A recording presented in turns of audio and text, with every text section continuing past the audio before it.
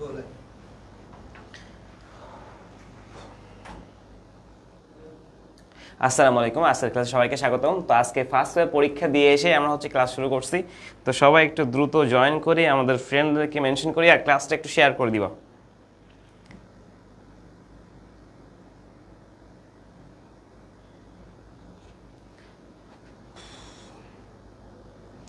সবাই জয়েন করি। সবার তো পরীক্ষা মাশাআল্লাহ ভালো হয়েছে। এখন বলছো ভাই কমন আসছে, কারণ কমন তো আসবেই। আমি তোমাদের কয় ঘন্টা ক্লাস নিচ্ছি যদি হিসাব করি, দেখো কমপক্ষে 8 ঘন্টার মতো ক্লাস নিচ্ছি মনে হয়, বেশি হলে 7-8 ঘন্টা। তো 7-8 ঘন্টা যদি তুমি ক্লাস করে এমন একটা ভালো পরীক্ষা হয়, তাহলে তুমি কেন করবে না? আমার কোশ্চেন এখানে তোমার কাছে, যে 7-8 ঘন্টা ক্লাস তোমার জন্য আমরা কষ্ট করতেছি, ফ্রি ক্লাস নিচ্ছি, কোনো টাকা পেমেন্ট চাচ্ছি ভাই টাকা দাও? চাচ্ছি না তো ভাই, বলছি ভাই ক্লাসটা করো, অ্যাটলিস্ট ভালো পরীক্ষা দাও, ফেল টেল করো না। যেমন এসএসসি পরীক্ষায় অধিকাংশই ফেল মেরে বসে আছে, মানে 100 জন পরীক্ষা দিলে তার মধ্যে 32 জনই ফেল। তাহলে তাদের অবস্থাটা কি ভাবো? এই অবস্থা থেকে আমাদের যাতে উন্নতি হয়, তো যেটা বলতে চাচ্ছি, সবাই একটু ক্লাসটা শেয়ার করে দাও এবং আমাদের ফ্রেন্ডদেরকে মেনশন করবা। আমরা দ্রুতই শুরু করব, সবাই জয়েন করলেই শুরু করব, ঠিক আছে?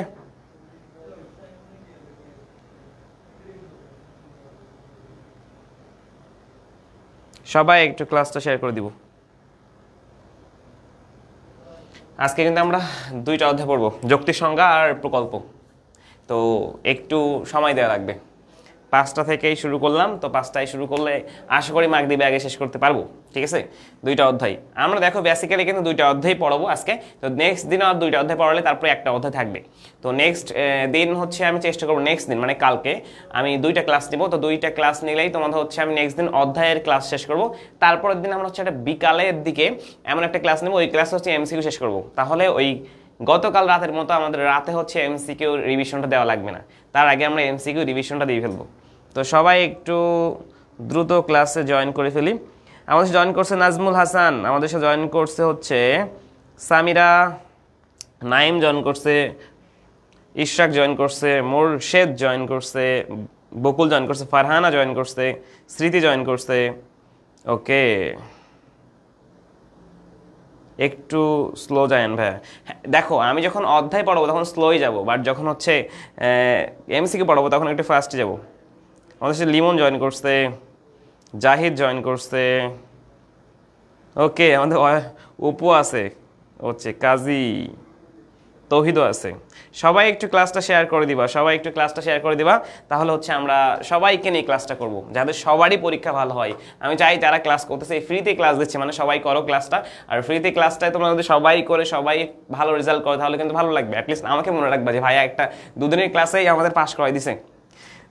ওকে, আমাদের সাথে মিশু জয়েন করছে, খুশি জয়েন করছে, নুরুল জয়েন করছে, রুদ্রা জয়েন করছে, রেশমি জয়েন করছে। হ্যাঁ, শেষ মুহূর্তে স্লো কেন হবে? শিপন জয়েন করছে, সামিহা জয়েন করছে, মোর্শেদ জয়েন করছে। আচ্ছা দেখো, তোমরা বলছো ভাই আমি যে কেন সলিউশনটা দেই নাই। সলিউশনটা আসলে দেওয়া যেত, বাট সলিউশন তো তোমরা পাচ্ছ। দেখো পরীক্ষা যা পড়াইছে ভাই তার থেকে আসছে। মনে করো কালকে এমসিকিউ পড়াইছিলাম যেগুলো, সেগুলো থেকে আসছে ভাই। সিকিউ যা পড়াইছে তাই আসছে। আর কেন আসবে না তোমাদের বলি, আসছে কেন? কারণ আমি তো বইটাই পুরোটাই পড়াইছি, যে অধ্যায় পড়াচ্ছি, যেখান থেকে এমসিকিউ সিকিউ আসে আমি সেগুলোই পড়াচ্ছি। তা কমন কেন আসবে না ভাই, বলো কমন কেন আসবে না? আর যাদের পড়া শেষ, জাস্ট শুধু ক্লাসটা আমার সাথে করো তোমরা, তাহলে তোমাদের অধ্যায়টার বাসায় রিভিশন দেওয়া লাগতেছে না, রিভিশন আমিই দিয়ে দিচ্ছি তোমাদের হয়ে। ভাই এই কাজটা আমাদের সময় কেউ করে দেয় নাই, ঠিক আছে? সবাই ক্লাসে মানুষজন কম ভাই, তোমাদের বেসিক পড়লে মানুষজন কম থাকে, এমসিকিউ ক্লাস নেই, তাহলে উড়াধরা সবাই চলে আসবে। মেবি অনেকে ঘুমাই গেছে এখন। দেখো এমসিকিউ বা সিকিউ কোনো সলভই দেয় নাই, কারণ তোমরা এটা বই দেখলেই পাবা ভাই, খুবই সহজ। তবে যাদের এমসিকিউ সিকিউ সলভ লাগবে, আমাকে টেক্সট দিছে অনেকে, তো আমি দেই নাই। তবুও আচ্ছা ঠিক আছে, আমি যদি লাগে আমাকে একটু টেক্সট দিও, আমি ইনবক্স দিব। চট্টগ্রাম বোর্ডটা অনলি দিব, অনলি চেষ্টা করলেও। ওকে, অনেকেই জয়েন করে ফেলছে, আমরা এখন শুরু করতে পারি। তো যেটা বলছিলাম, ইয়েস খুশি, তো শুরু করা যাক।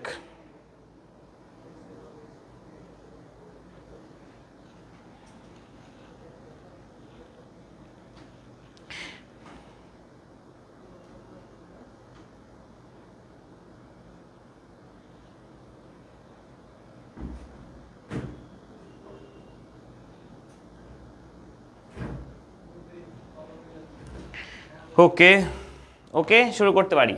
আমরা কিন্তু আজকে যৌক্তিক সংজ্ঞা যে অধ্যায়টা পড়াতে যাচ্ছি, এই যৌক্তিক সংজ্ঞার অধ্যায়টা থেকে আমাদের দেখো কমপক্ষে 2 থেকে 3টা সিকিউ তুমি পাবা ভাইয়া, আর এখান থেকে তো একটা পাবা, 1 থেকে 2টা। তাহলে হচ্ছে আজকের ক্লাসটা করলেও তুমি হচ্ছে 3 থেকে 4টা সিকিউ পেয়ে যাচ্ছ। জাস্ট অনলি আমার সাথে তুমি 1-1.5 ঘন্টা থেকে 2 ঘন্টার যে ক্লাসটা নিবা এখন, এই 2টা ঘন্টা তুমি আমার সাথে থাকো, তাহলে তোমার এইটা সমাধান হয়ে যাবে আশা করি। এই যে আমাদের যত মানে অধ্যায় ভিত্তিক যে আলোচনাগুলো, এগুলো আশা করি থাকবে না আশা করি, ঠিক আছে? এইগুলো আমাদের থাকবে না। Thank you Halima. সবাই ঘুম লাভ করে, আসলে এই সময় ঘুমানো দরকার, বাট ঘুমানোর দরকার নেই, ক্লাসটা করো তারপরে ঘুমায়ও, ঠিক আছে? ওকে, শুরু করতে পারি তাহলে। যে যৌক্তিক সংজ্ঞা দেন হচ্ছে প্রকল্প, 2টা অধ্যায় ক্লোজ করবো আজকে,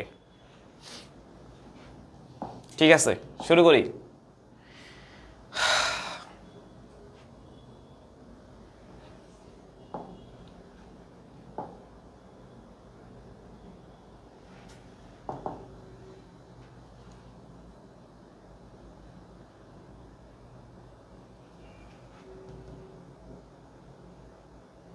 ও, আমি তো এখানে ছিলাম না।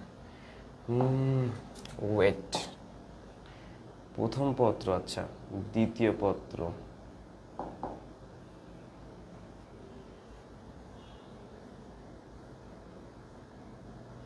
ঠিক আছে, তাহলে শুরু করতে পারি। Thank you Neha. ওকে, আমাদের শিফাও জয়েন করছে। আচ্ছা ওকে, আমাদের আমিরুল জয়েন, অনেকে পরিচিত মুখগুলো বেশি দেখতেছি। ঠিক আছে, শুরু করতে পারি। দেখো, আমাদের হচ্ছে যৌক্তিক সংজ্ঞা। ফার্স্ট অফ অল আমাদের একটু বুঝতে হবে সংজ্ঞাটা আসলে কি। সংজ্ঞা মানে কোনো কিছু ডেফিনেশন। আমরা কোনো কিছু যে কোনটার ওটার সংজ্ঞা কি বলে, কাকে বলে, বা ওটার মিনিং কি। যদি বলে মানুষের সংজ্ঞা, যদি বলে মানুষ হয় জীব বা মানুষ হয় প্রাণী, তাহলে কিন্তু মানুষের সংজ্ঞা হচ্ছে না। কারণ সংজ্ঞা হতে গেলে আমাকে ওদের মানে অন্যদের থেকে সেটাকে আলাদা হতে হবে, টোটালি স্পেসিফিকভাবে, মানে নির্দিষ্ট একটা মানে সংজ্ঞা থাকবে। আমরা বলি না প্রত্যেকটা মানুষই জগতে আলাদা, এর সাথে এর গুণ মেলে না, প্রত্যেকটা মানুষ একটার সাথে একজন আরেকজনের সাথে হচ্ছে আলাদা থাকে। মানে কেউ কিন্তু ক্লাস শুরু হয়েছে মারিয়া, ক্লাস শুরু হয়েছে। তো বললাম হচ্ছে প্রত্যেকটা মানুষ কিন্তু আলাদা থাকে, এই জন্য হচ্ছে সংজ্ঞাও আলাদা হয়। ঠিক তেমনি যৌক্তিক সংজ্ঞার ক্ষেত্রে আমাদের কিছু নিয়ম মানতে হবে। যৌক্তিক সংজ্ঞার ক্ষেত্রে কি নিয়ম মানতে হবে, মানে হচ্ছে আমাদের সংজ্ঞা এবং ওই যার সংজ্ঞা দিব সেটা একদম শুধু তারই সংজ্ঞা হবে। Thank you Shipon, thank you.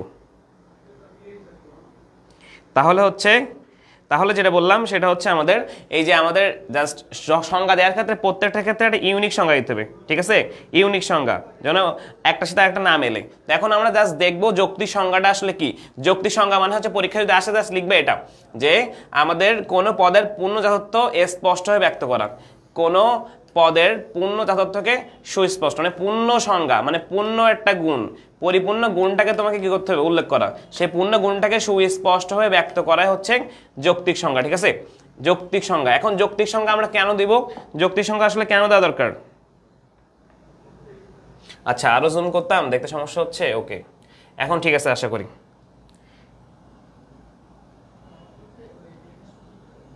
তো যেটা বললাম যে আমাদের যৌক্তিক সংজ্ঞার যে কেন জানতে হবে, শব্দভাণ্ডার সমৃদ্ধ হয়, দেন হচ্ছে আমাদের দ্ব্যর্থকতা দূর হয়, অস্পষ্ট দূর হয়, আমরা তাত্ত্বিকভাবে ব্যাখ্যা দিতে পারি। কোনো কিছু জানলে তো আমরা তার ব্যাখ্যা দিতেই পারবো, তাই না? সেরা সেরা সেরা।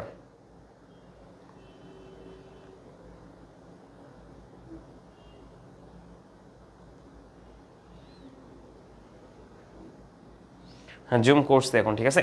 তাহলে বলছি যে মনোভাবকে প্রভাবিত করবে। এখন জাস্ট কয়েকটা জিনিস জানতে হবে, যেটা আমরা গত জাস্ট ফার্স্ট পেপারে কয়েকদিন দুদিন আগে পড়ে আসছি। সেটা হচ্ছে কি, সেটা হচ্ছে আমাদের বিধেয়ক।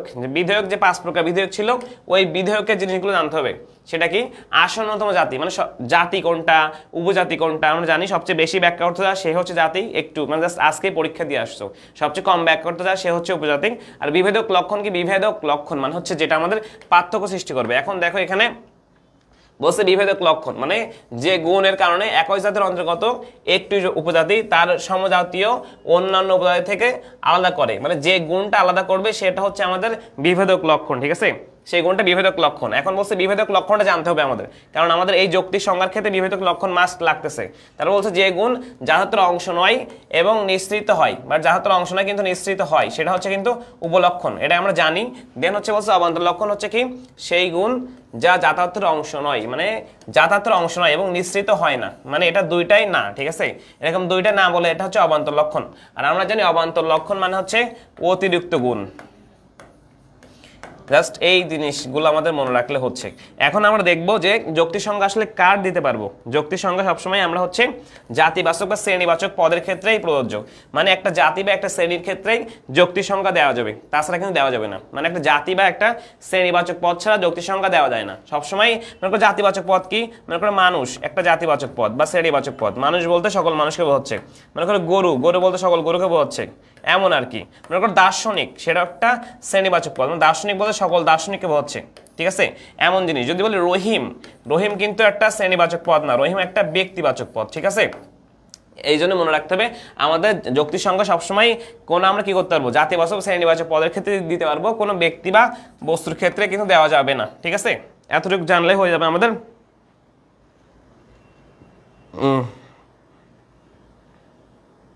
এই তো বিনতে মুনথা সেরা, 80+ তো আসতে হবে, 90+ আসুক। ওকে, বই পড়তে হবে না, বেসিকটা আমি নিজে ক্লাসে তোমাদের করে দিচ্ছি, মানে বেসিক মানে আর দরকার নাই, আমি যা পড়াচ্ছি এটাই এনাফ। এখন শুধু রিভিশনও হবে, এটা যারা পড়া নাই তারাও ক্লাসটা করো, বা ইউটিউবে তো ক্লাস আপলোড দিচ্ছি, এটাও করো, লাইভটাও করো, এনাফ। তাহলে বললাম হচ্ছে এরপরে আমাদের এই নিয়ম 5টা একদম ক্লিয়ারলি মনে রাখতে হবে। নিয়ম 5টা যারা আছে এই 5টা আমাদের ক্লিয়ারলি মনে রাখতে হবে। দেখো এখানে যৌক্তিক সংজ্ঞার যে নিয়ম আছে, এখানে যৌক্তিক সংজ্ঞা হচ্ছে নিয়ম কয়টা, 5টা। এই 5টা নিয়ম কিন্তু মনে রাখতে হবে, একটু ভালোভাবে খেয়াল করবো। যৌক্তিক সংজ্ঞার যে 5টা নিয়ম, সেটা হচ্ছে ফার্স্ট বলতেছে আমাদের প্রথম নিয়মটাকে, এখানে 5টা নিয়ম মনে রাখতে হবে, 5টি নিয়ম। যৌক্তিক সংজ্ঞার নিয়ম যে আছে সেটা হচ্ছে 5টি নিয়ম আছে। এই 5টি নিয়ম হচ্ছে আমাদের 5টি নিয়ম ক্লিয়ারলি মনে রাখতে হবে। যদি 5টা নিয়ম মনে না রাখতে পারি আমাদের কিন্তু মানে অ্যান্সার করা কঠিন হবে, ঠিক আছে।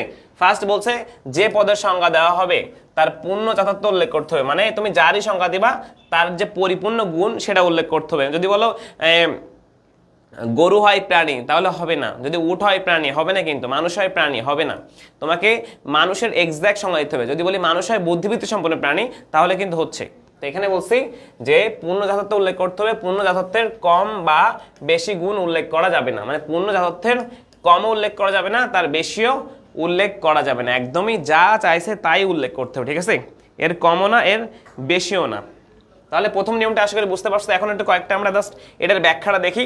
বলতেছে আমাদের পূর্ণ যথার্থ উল্লেখ করতে হবে, যেমন মানুষ হয় জীব। দেখো মানুষ হয় জীব বললে এখানে কি হচ্ছে, মানুষ পদের কিন্তু পূর্ণ যে গুণ সেটা কিন্তু উল্লেখ হয় নাই, কারণ মানুষ পদের যথার্থ হিসেবে শুধু জীববৃত্তি উল্লেখ করা হয়েছে। শুধু মানুষ মানে জীববৃত্তি, মানে জীবন আছে। তো এটা বললে তো হচ্ছে না, পৃথিবীতে লক্ষ লক্ষ কোটি প্রজাতির এরকম জীব আছে, তাদের সবাইও জীববৃত্তি, ঠিক আছে।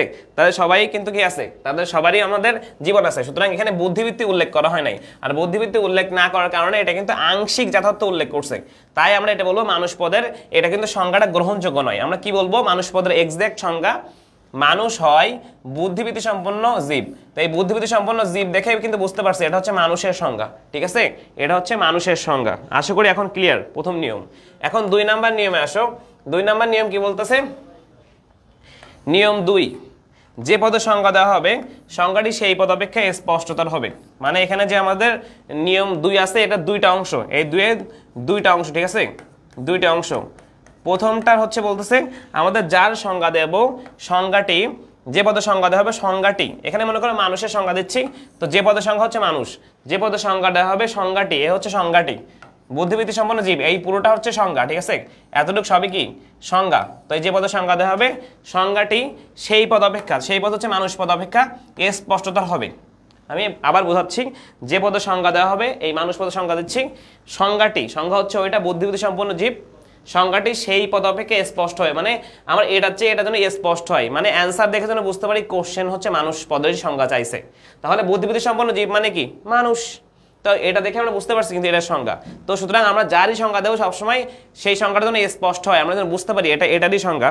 তারপরে বলতেছে আমাদের হচ্ছে,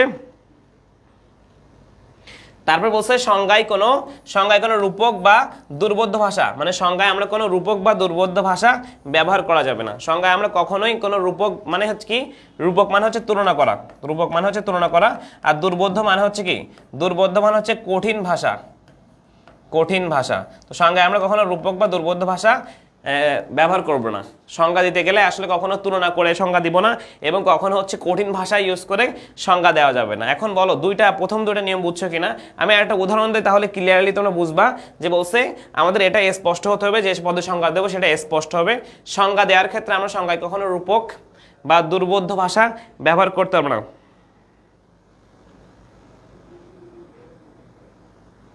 তাহলে আমরা দুর্বোধ্য ভাষা ব্যবহার করতে পারবো না। এখন খেয়াল করো, আমরা যদি বলি এই যে উট হয়, দেখো উটের সংজ্ঞা দিচ্ছে, উট হয় মরুভূমির জাহাজ। তো উট হয় মরুভূমির জাহাজ, তো মরুভূমির জাহাজ দেখে কি বুঝতে পারছে এটা উটের সংজ্ঞা? না, কিন্তু বোঝা যাচ্ছে না। বাট এটা দেখো, বুদ্ধিবৃত্তি সম্পন্ন জীব মানেই মানুষ, পৃথিবীতে একমাত্র বুদ্ধি আছে মানুষের, সুতরাং বুদ্ধিবৃত্তি সম্পন্ন জীব মানে হচ্ছে মানুষ। তো এটা আমরা কি বুঝতে পারতেছি, এটা এটারই সংজ্ঞা। কিন্তু যদি বলি উট হয় মরুভূমির জাহাজ, দেখো মরুভূমির জাহাজ, এখানে উটের সংজ্ঞা দিচ্ছে, তো মরুভূমির জাহাজ দেখে কি বুঝতে পারছে এটা হচ্ছে উটের সংজ্ঞা? না। যদি বলি সিংহ হয় বনের রাজা, দেখো সিংহ হয় বনের রাজা, তো এটা দেখে কি আমরা বুঝতে পারছি আসলে যে এই বনের রাজা দেখে কি বুঝতে পারছি এটা হচ্ছে সিংহের সংজ্ঞা দিচ্ছে? বনের রাজা দেখে, যে বনের রাজা দেখে কি বোঝা যাচ্ছে এটা হচ্ছে সিংহের সংজ্ঞা? না কিন্তু। আবার এই যে মরুভূমির জাহাজ, এটা দেখে কিন্তু বোঝা যাচ্ছে না এটা হচ্ছে আমাদের, ভাই পানি দিয়ে আমার একটু, এটা হচ্ছে যে উটের সংজ্ঞা। সুতরাং আমাদের মনে রাখতে হবে যে আমাদের যারই সংজ্ঞা দিতে হবে এই পদের সংজ্ঞা দিচ্ছি। সুতরাং এটা দেখে যেন বুঝতে পারি মরুভূমি জাহাজ দেখে যে এটা উটের সংজ্ঞা, কিন্তু এটা কিন্তু ভিন্ন হচ্ছে। কেন? মরুভূমি জাহাজ মানে কিন্তু উট না, বাট বুদ্ধিবৃত্তি সম্পন্ন প্রাণী, এটা মানে কিন্তু আমাদের জানি পৃথিবীতে একমাত্র বুদ্ধিবৃত্তি সম্পন্ন হচ্ছে মানুষই। সুতরাং এটার সংজ্ঞা কিন্তু স্পষ্ট হচ্ছে। আমরা কিন্তু এরকম রূপক, এই যে মরুভূমি জাহাজ বা হচ্ছে বনের রাজা, এগুলো কিন্তু রূপকভাবে ব্যবহার করছে, মানে সিংহের ক্ষেত্রে, উটের ক্ষেত্রে। সুতরাং এরকম রূপক শব্দ ব্যবহার করলে সেটা কি হবে? রূপক ব্যবহার করলে আমাদের কিন্তু 2 নাম্বার নিয়ম মানবে না। সুতরাং 2 নাম্বার নিয়ম কি বলছে?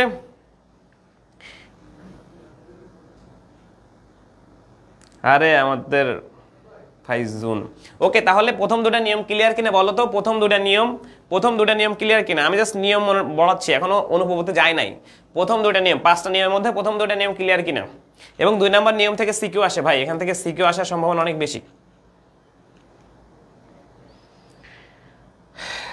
ঘুমাইও না, ক্লাসটা করো। নিয়ম 3, নিয়ম 4 দেখবো। নিয়ম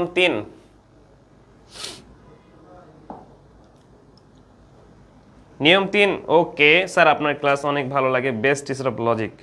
হ্যাঁ, ফারহানা কিন্তু আমাদের অফলাইন স্টুডেন্ট। 26, ধন্যবাদ স্যার। ওকে, ক্লিয়ার। শিপন বলছে ক্লিয়ার, বাকিরা ঘুমাই গেছে নিশ্চিত ক্লাসটা অন করে।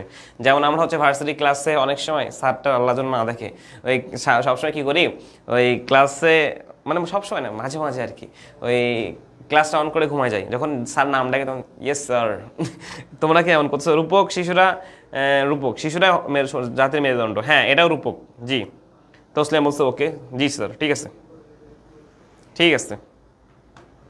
তাহলে হচ্ছে আমরা নিয়ম 3-এ আসি। নিয়ম 3, এখান থেকে যদি সিকিউ না আসে আমাকে মারবা, এখান থেকে সিকিউ মাস্টার আসবে এই নিয়ম 3-এর অনুভূতি থেকে। তো নিয়ম 3টাকে বুঝি। নিয়ম 3 বলছে যে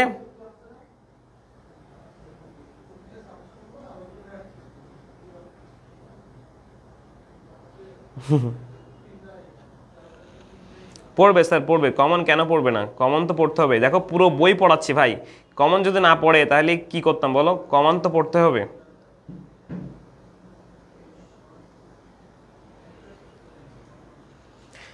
ওকে, ঠিক আছে, ওকে, সবাই ক্লিয়ার, থ্যাংক ইউ।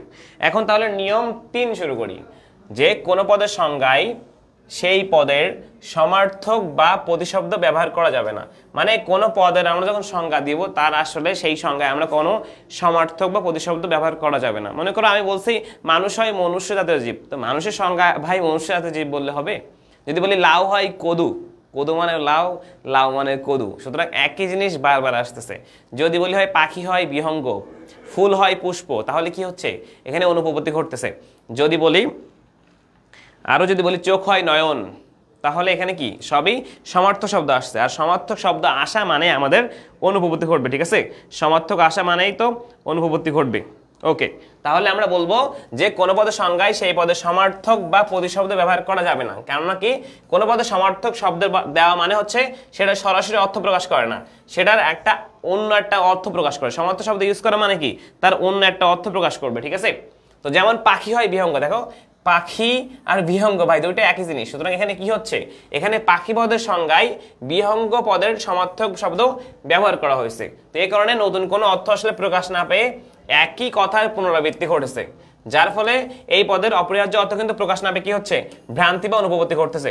এই কারণে কোনো পদের সংজ্ঞায় সঙ্গে পদের সমার্থক শব্দ, সঙ্গে মানে কি, সঙ্গে মানে হচ্ছে উদ্দেশ্য, তো সঙ্গে পদের সমার্থক বা প্রতিশব্দ ব্যবহার করা যাবে না। তো তাই যুক্তি সংজ্ঞায় এমন শব্দ ব্যবহার করতে হবে যেন কি, যেন সংজ্ঞাটির যথার্থ অর্থ প্রকাশ পায়, ঠিক আছে? তাহলে নিয়ম 3 আশা করি ক্লিয়ার। এখন নিয়ম 4, এখান থেকেও সিকিউ আসে।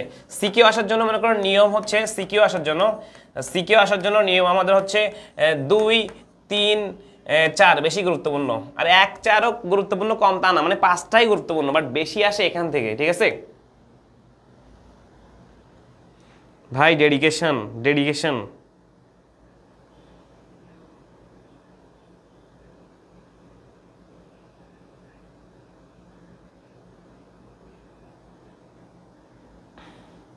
ওকে, তাহলে নিয়ম 4-এ আসি। কোন পদের সংজ্ঞায় সমার্থক বা কোন পদের সংজ্ঞা যদি আমাদের বলছে সদর্থক, কোন পদের সংজ্ঞা যদি আমাদের কি সদর্থক বা ইতিবাচকভাবে দেওয়া যায়, তাহলে ইতিবাচকভাবে দিতে হবে, নর্থক বা নেতিবাচকভাবে দেওয়া যাবে না, ঠিক আছে? দেওয়া যাবে না, মানে কোন পদের যদি সংজ্ঞা,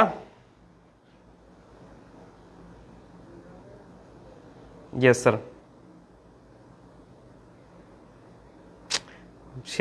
সেরা।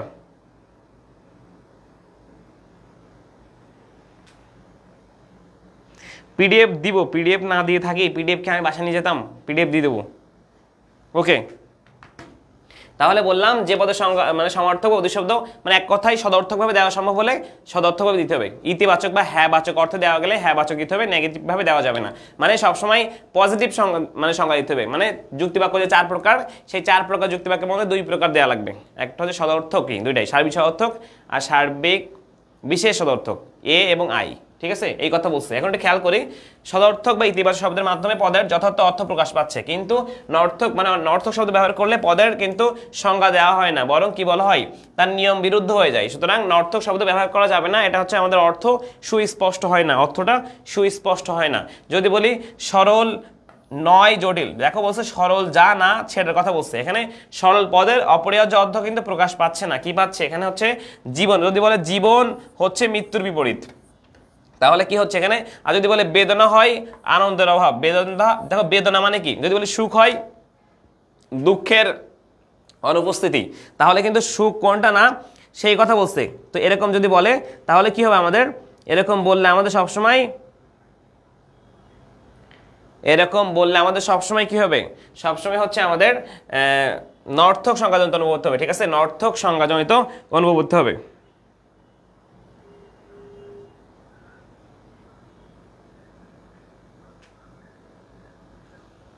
ওকে, এখন তারপরে দেখি আমাদের এক কথায় আমরা মনে রাখবো সবসময় সংজ্ঞা হয় পজিটিভ, সদর্থক, কখনো নেগেটিভ ভাবে দেওয়া যাবে না। ওকে, তাহলে নিয়ম 4, 3 আর 4 কি ক্লিয়ার কিনে বলো? নিয়ম 3 আর 4, প্রথমটা কি ছিল? প্রথমটা ছিল আমাদের পূর্ণ যথার্থ উল্লেখ করতে হবে, কম বেশি উল্লেখ করা যাবে না। নিয়ম 2 বলছে আমাদের যে পদের সংজ্ঞা দেওয়া হবে সংজ্ঞাটি সেই পদ অপেক্ষা স্পষ্টতর হবে, সংজ্ঞায় কোনো রূপক বা দুর্বোধ্য ভাষা ব্যবহার করা যাবে না। নিয়ম 3 বললাম আমাদের সংজ্ঞাটা সবসময় সদর্থক মানে সমার্থক শব্দ ব্যবহার করা যাবে না, সংজ্ঞায় কখনো সমার্থক শব্দ ব্যবহার করা যাবে না। আর নিয়ম 4 হচ্ছে কি আমাদের, নিয়ম 4 কি বলছে, আমাদের যদি সদর্থকভাবে দেওয়া যায় তাহলে সদর্থকভাবে দিতে হবে, নর্থকভাবে দেওয়া যাবে না, ঠিক আছে? নর্থকভাবে দেওয়া যাবে না, এই জিনিসটা মনে রাখবা। তাহলে 3 এবং 4 ক্লিয়ার কিনা একটু বলিও। আমরা 5 নাম্বার নিয়মে যাব, 5 নাম্বারই আমাদের শেষ নিয়ম। দেন আমরা হচ্ছে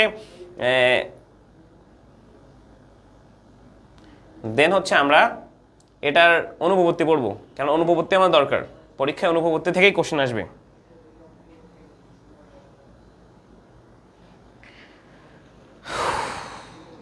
ওকে,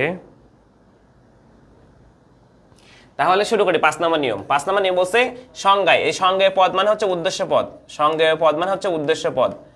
আর বললাম সংজ্ঞার্থ পদ মানে হচ্ছে বিধেয় পদ, সংজ্ঞার্থ পদ মানে হচ্ছে বিধেয় পদ। তো সংজ্ঞায় পদ ও সংজ্ঞার্থ পদের ব্যাখ্যার্থ মানে হচ্ছে সংখ্যা, এই সংখ্যা হচ্ছে কি হবে, সমান হবে, কম বা বেশি হতে পারবে না। তো যে পদের সংজ্ঞা দেবো আবার তার আমার সংজ্ঞার্থ, সংজ্ঞার্থ মানে হচ্ছে মনে করে যদি বলি এই মানুষ হয় বুদ্ধিবৃত্তি, যে মানুষ হয় বুদ্ধিবৃত্তি সম্পন্ন জীব, একটু খেয়াল করবা মানুষের সংখ্যা মনে করো যদি 850 কোটি হয়, তাহলে এই বুদ্ধিবৃত্তি সম্পন্ন প্রাণী মানেই তো মানুষ, তো তারও সংখ্যা কি হবে 850 কোটি। আমাদের এটার কথা বলতেছে, মানে দুই সাইডের সংখ্যা সমান হতে হবে, মানে বাম সাইড মানে হচ্ছে উদ্দেশ্য পদের সংখ্যা মানে হচ্ছে সংজ্ঞেয় পদ, তো সংজ্ঞেয় পদের সংখ্যা মানে ব্যাখ্যার্থ, সংজ্ঞেয় পদের ব্যাখ্যার্থ, সংজ্ঞার্থ পদের ব্যাখ্যার্থ সমান হবে দুই সাইড, মানে হচ্ছে আরো একটু বলি এই যে লেফট হ্যান্ড সাইড সমান হতে হবে হচ্ছে রাইট হ্যান্ড সাইড। ভাই সহজে মনে রাখো এটা, সহজেই, ঠিক আছে। 5 নম্বর নিয়ম কিন্তু খুবই সহজ, 5 নম্বর নিয়ম খুবই সহজ, ঠিক আছে। স্টুডেন্টরা আমার মতো শান্ত আর কি। ওকে, তাহলে বললাম 5 নম্বর নিয়ম হচ্ছে সংজ্ঞা পদ ও সংজ্ঞার্থ পদের ব্যাখ্যার্থ সমান হতে হবে, মানে হচ্ছে এই বাম সাইড এই যে উদ্দেশ্য পদ বা সংজ্ঞার্থ পদের সংখ্যা সমান হচ্ছে এটার, এই যে আমাদের সংজ্ঞার্থ পদ এবং সংজ্ঞা পদের দুইটা সংখ্যা এই সাইড আর এই সাইড সমান হবে। আসসালামু আলাইকুম ভাই, আমি ক্লাস নিচ্ছি লাইভে।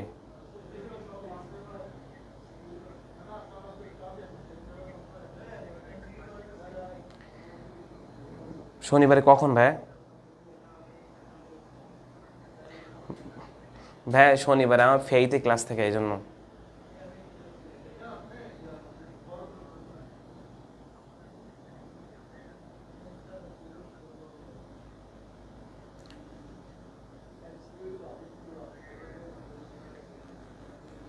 আচ্ছা আমি দেখতেছি ভাই, আমি লাইভটা শেষ করি, দেখি আমি মানে পেজে লাইভে। ঠিক আছে ঠিক আছে।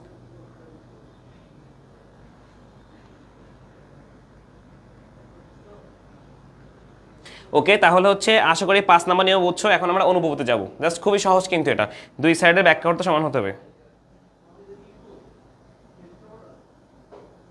কি রে ভাই আমি একটু স্লো হয়ে গেলাম কেন? ওকে ওকে ওকে ওকে, এখন ডিরেক্টলি অনুভূতিতে যাব। তোমাদের জাস্ট একটু বলে রাখি, এখানে হচ্ছে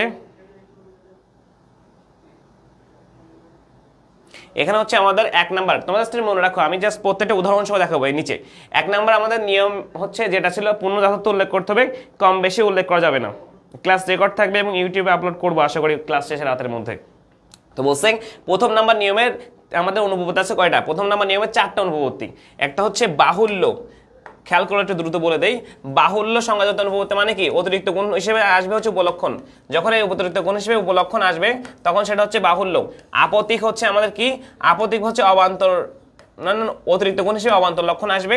আর অতিব্যাপক আর অব্যাপক আমরা বুঝাবো একটু পরে। অব্যাপক মানে হচ্ছে যা চাইছে তার চেয়ে কম, এখানে হচ্ছে কম, উদ্দেশ্যের চাইতে কম। আর অতিব্যাপক মানে হচ্ছে যা চাইছে তার চেয়ে বেশি আসবে। এই দুটা জিনিস একটু মনে রাখো, এই 4টা জিনিস, তাহলে তোমরা ইজিলি এই 4টা অনুভূতি ধরতে পারবা। এই 4 জিনিস,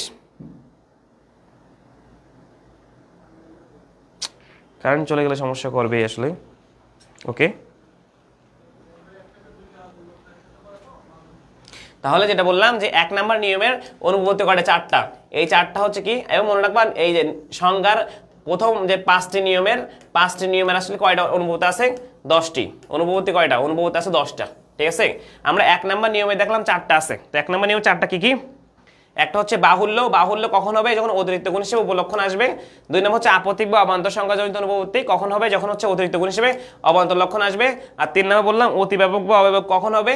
যখন হচ্ছে অতিব্যাপক হবে যখন বেশি চাইবে, আর যখন কম আসবে তখন হচ্ছে অব্যাপক। এখন কম কোথায় আসবে? মনে করো উদ্দেশ্য যা চাইছে বিধেয়তে যাচ্ছে কম আসছে, অব্যাপক। আর উদ্দেশ্য যা চাইছে বিধেয়তে যাচ্ছে বেশি আসছে, তখন হচ্ছে অতিব্যাপক। আমি আসতেছি প্রত্যেকটা উদাহরণ সহ। তোমরা কি ঘুমাই গেছো? এখন দেখো বাহুল্য কি হচ্ছে, জাস্ট উদাহরণগুলো দেখাবো তোমরা বুঝবা। মানুষ হয় ক্ষুধাবিষ্ট, প্রত্যেকটা প্রাণীর ক্ষুধা লাগে। তো ক্ষুধা মানে উপলক্ষণ, যখন অতিরিক্ত গুণ হিসেবে উপলক্ষণ ক্ষুধা এরকম উপলক্ষণ আসবে তখন সেটা হচ্ছে বাহুল্য।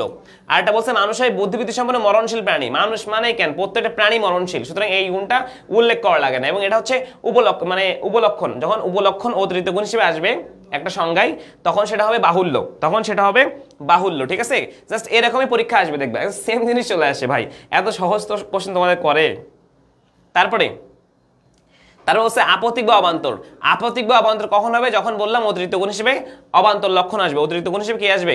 অবান্তর লক্ষণ। খেয়াল করো এখানে অবান্তর লক্ষণটা কি? মানুষ হয় বুদ্ধিবৃত্তি সম্পন্ন সুখপ্রিয় জীব। এই যে সুখপ্রিয়, প্রত্যেকে সুখপ্রিয় না, যদি বলি মানুষ হয় বুদ্ধিবৃত্তি সম্পন্ন শান্তিপ্রিয় জীব, সেটাও হবে আমাদের অবান্তর লক্ষণ, বাক্যে কথাবার্তা। তারপর যদি বলা হয় মানুষের বুদ্ধিবৃত্তি সম্পন্ন দ্বিপদী জীব, দেখো দ্বিপদী জীব ভাই, প্রত্যেকটা মানুষের দুইটা পা আছে, এটা একটা পাগল যে রাস্তায় হাঁটে সেও জানে ভাই দুইটা পা আছে, সুতরাং এইগুলো বাক্যে কথাবার্তা। তো এরকম বাক্যে কথাবার্তা যদি বলি তাহলে সেটা হবে কি আমাদের, এটা কিন্তু মানুষের অবান্তর অবিচ্ছেদ্য অবান্তর লক্ষণ, সুতরাং এরকম জিনিস আসলে সেটা হবে আমাদের অবান্তর লক্ষণ, অতিরিক্ত গুণ হিসেবে আসতেছে। আর অতিরিক্ত গুণ আসা মানেই অবান্তর লক্ষণ বা আপতিক সংজ্ঞাজনিত অনুপপত্তি। এখন অতি ব্যাপক আর অব্যাপকটা একটু খেয়াল করো। এখন বলতেছে হচ্ছে হে এখন ঘুমানো যাবে না শিবা, ঘুম হারাম, এখন ঘুমায়ও পরীক্ষার পরে, অ্যাডমিশনের পরে, ভার্সিটিতে উঠে, তার আগে না। এখন বলছে মানুষ হয় বুদ্ধিবৃত্তি সম্পন্ন বিলাসপ্রিয় জীব, দেখো বিলাসপ্রিয়, তারপর মানুষ হয় বুদ্ধিবৃত্তি সম্পন্ন হাস্যপ্রিয় জীব। তো এরকম যদি বলি দেখো, আবার যদি মানুষ হয় এরকম কথা বলি অব্যাপক হবে তখন, কারণ হচ্ছে কিছু মানুষ আছে যারা হচ্ছে হাসে না। আর অবান্তর লক্ষণ জিনিসটা মনে রাখবা হচ্ছে এই অবিচ্ছেদ্য অবান্তর লক্ষণ টাইপের কথা আসবে বেশিরভাগই, ঠিক আছে? মানুষের বুদ্ধিবৃত্তি বিলাসপ্রিয় জীব আর হাস্যপ্রিয়, এই দুটো ওয়ার্ড মনে রেখো, এই দুটো জিনিস আসলেই তখন হচ্ছে অবান্তর লক্ষণ আসবে। আর একটা জিনিস বলি, যদি আমি একটা লিখে দেখাই তাহলে তোমরা বুঝবা। যদি বলি মানুষ হয় বুদ্ধিবৃত্তি সম্পন্ন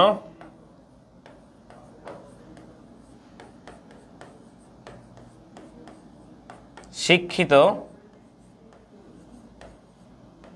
প্রাণী, মানুষের বুদ্ধিবৃত্তি সম্পন্ন শিক্ষিত প্রাণী,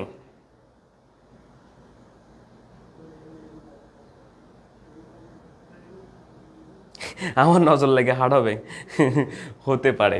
তো মানুষের সংজ্ঞা দিচ্ছে এখানে, দেখো মানুষের বলছে মানুষ হয় বুদ্ধিবৃত্তি সম্পন্ন শিক্ষিত প্রাণী। তো এখন এই বুদ্ধিবৃত্তি সম্পন্ন শিক্ষিত অ্যাড করলাম না, তার মানে কি এখানে যে সংখ্যা চাইছে এই যে এখানটাতে, এখানে কিন্তু তার চেয়ে সংখ্যা কম, কারণ শিক্ষিত কথা বলছি, অশিক্ষিতরাও মানুষ। বুদ্ধিবৃত্তি সম্পন্ন শিক্ষিত প্রাণী কি মানুষ না ভাই? বুদ্ধিবৃত্তি সম্পন্ন অশিক্ষিতরাও মানুষ, সুতরাং এখানে এই যে অশিক্ষিতটা কিন্তু উল্লেখ করে নাই, যার কারণে এটা কি হবে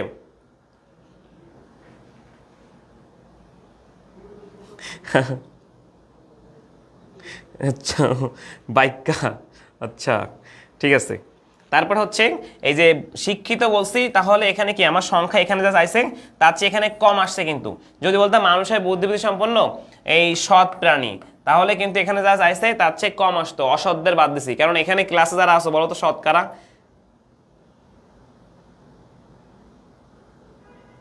অনুপপত্তি মানে স্যার যুক্তি দোষ না? হ্যাঁ যুক্তি দোষ বলা যায়, বাট অনুপপত্তি মানে হচ্ছে নিয়ম না মানা। অনুপপত্তি মানে হচ্ছে নিয়ম না মানা, এটার মানে হচ্ছে নিয়ম না মানা, ঠিক আছে? তোমাদের সবার ঘুম আসতেছে, ক্লাসের মানুষজন কমে যাচ্ছে। তাহলে হচ্ছে বললাম এমন যে যা চাইছে তার চেয়ে কম আসে, তো কম আসলে সেটা হচ্ছে আমাদের অনুপপত্তি ঘটবে, ঠিক আছে? কম আসা মানে হচ্ছে অনুপপত্তি ঘটবে, ওকে? তাহলে এই 3 নম্বর অনুপপত্তি শেষ। এখন অতিব্যাপক আসি। অতিব্যাপক মানে হচ্ছে বেশি আসবে, বললাম অতিব্যাপক মানে কি আসবে? বেশি আসবে, যা চাইছে তার চেয়ে।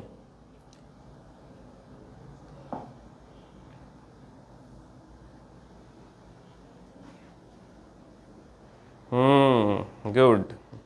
তাহলে বলছি দেখো এই যে মানুষের সংখ্যা দিচ্ছে দুইটা, তো মানুষ হয় প্রাণী, দেখো মানুষের যে সংখ্যা, প্রাণীর সংখ্যা অনেক বেশি না, মনে করে এই বোর্ডটা পুরোটাই প্রাণী ভাই, প্রত্যেকটা প্রজাতি, শুধু সংখ্যা বাদ প্রজাতি, আর মানুষেরটা একটা প্রজাতি, তাহলে এতটুকু হবে, বাকি যতটা দেখতে পাচ্ছ সব হচ্ছে প্রাণী। মানে মানুষের যা সংখ্যা যাচ্ছে প্রাণীর সংখ্যা অনেক বেশি না।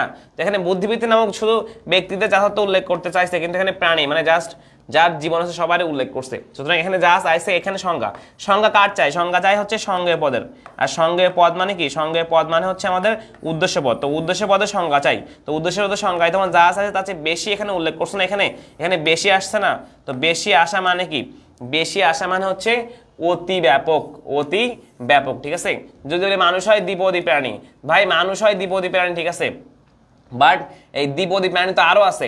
অনেক সময় এইটার জন্য আবার বলো না ভাই এটা হচ্ছে আমাদের আপতিক বা অবান্তর সংজ্ঞাজনিত অনুপপত্তি। ভাই এটা আপতিক বা অবান্তর হবে না, কারণ এটা হচ্ছে দ্বিপদী প্রাণী বলতে যদি বলতো মানুষ হয় বুদ্ধিবৃত্তি সম্পন্ন দ্বিপদী প্রাণী তখন সেটা আপতিক বা অবান্তর হতো। বাট এখানে বলছে মানুষ হয় দ্বিপদী প্রাণী, তো মানুষ হয় দ্বিপদী প্রাণী বললে কি হচ্ছে, দেখো দুই পা বিশিষ্ট প্রাণী শুধু মানুষ না, আরো অনেকে আছে যাদের দুইটা পা আছে, যার কারণে আমরা বলতে পারি এটা হচ্ছে আমাদের কি, এটা হচ্ছে আমাদের এই মানুষ হয় দ্বিপদী প্রাণী বললেই আমাদের কি হবে, এই দ্বিপদীটা কি হচ্ছে আরো অনেক প্রাণী আছে, সুতরাং এখানে যা সংখ্যা যাচ্ছে তার চেয়ে বেশি এখানে চলে আসছে, তো বেশি আসলেই আমাদের হবে অতিব্যাপক। ঠিক আছে, তাহলে প্রথম নাম্বার ঠিক আছে। এই চ্যাপ্টার থেকে কমপক্ষে 2টা সিকিউ আসবে। তাহলে এই আমাদের 1 নাম্বার নিয়মের যেটা এই অধ্যায় শেষ করতে আর কতক্ষণ, আধা ঘন্টা লাগবে আর কি। দেন তাহলে আমাদের 1 নাম্বার নিয়মের 4টা অনুপপত্তি শেষ, আশা করি বুঝতে পারছো। 1 নাম্বার নিয়মের 4টা অনুপপত্তি। এখন দেখো 2 নাম্বার নিয়মের, আমরা দেখলাম যে 1 নাম্বার নিয়মে ছিল হচ্ছে 4টা অনুপপত্তি, এখন 2 নাম্বার নিয়মে আছে হচ্ছে 2টা অনুপপত্তি। তো 2টা কি কি, আমরা সংজ্ঞা যেটা বলছিলাম যে আমাদের স্পষ্ট করে সংজ্ঞা দিতে হবে, এবং সংজ্ঞায় কোনো রূপক বা দুর্বোধ্য ভাষা ব্যবহার করা যাবে না, রূপক বা দুর্বোধ্য ভাষা ব্যবহার করা যাবে না। তো রূপক বা দুর্বোধ্য ভাষা যদি ব্যবহার না করা যায়, যদি করে ফেলি তাহলে আমাদের 2টা অনুপপত্তি ঘটবে, একটা হচ্ছে রূপক সংজ্ঞাজনিত অনুপপত্তি আর হচ্ছে দুর্বোধ্য সংজ্ঞাজনিত অনুপপত্তি। রূপক সংজ্ঞাজনিত অনুপপত্তি আর দুর্বোধ্য সংজ্ঞাজনিত অনুপপত্তি, যেটা বলছিলাম উট হয় মরুভূমির জাহাজ, সিংহ হয় বনের রাজা, এখানে হচ্ছে তুলনা করতেছে, এরকম তুলনা করলেই তখন কি হবে, রূপক হবে, তুলনা করলে কি হবে, রূপক হবে। ঠিক আছে, এই টাইমে ক্লাস নেই, এখন তোমাদের জন্য বিরক্ত হচ্ছে, তোমাদের ঘুম আসতেছে অধিকাংশরই, এই ক্লাস থেকে চলে যাচ্ছে সবাই। তাহলে আমরা বলছিলাম দেখো এই যে জীবন হয় রঙ্গমঞ্চ, এই যে জীবন বলছে জীবন একটি রঙ্গমঞ্চ, জীবন হয় একটি রঙ্গমঞ্চ। ভাই জীবনকে কার সাথে তুলনা করতেছে, রঙ্গমঞ্চের সাথে। তুলনা, এটা তুলনা বোঝাচ্ছে, এরকম তুলনা বোঝালেই আমাদের কি হবে, তুলনা বোঝালে আমাদের হবে রূপক, তুলনা বোঝালে কি হবে, রূপক। ঠিক আছে, পানি হচ্ছে জীবন, এই পানিকে এই জীবনের সাথে কি করছে, তুলনা করতেছে। পানি কিন্তু আসলে জীবন না, জীবনও কিন্তু পানি না, এরকম তুলনা করতেছে। এক কথাই তোমরা পড়ছো না রূপক কর্মধারায়,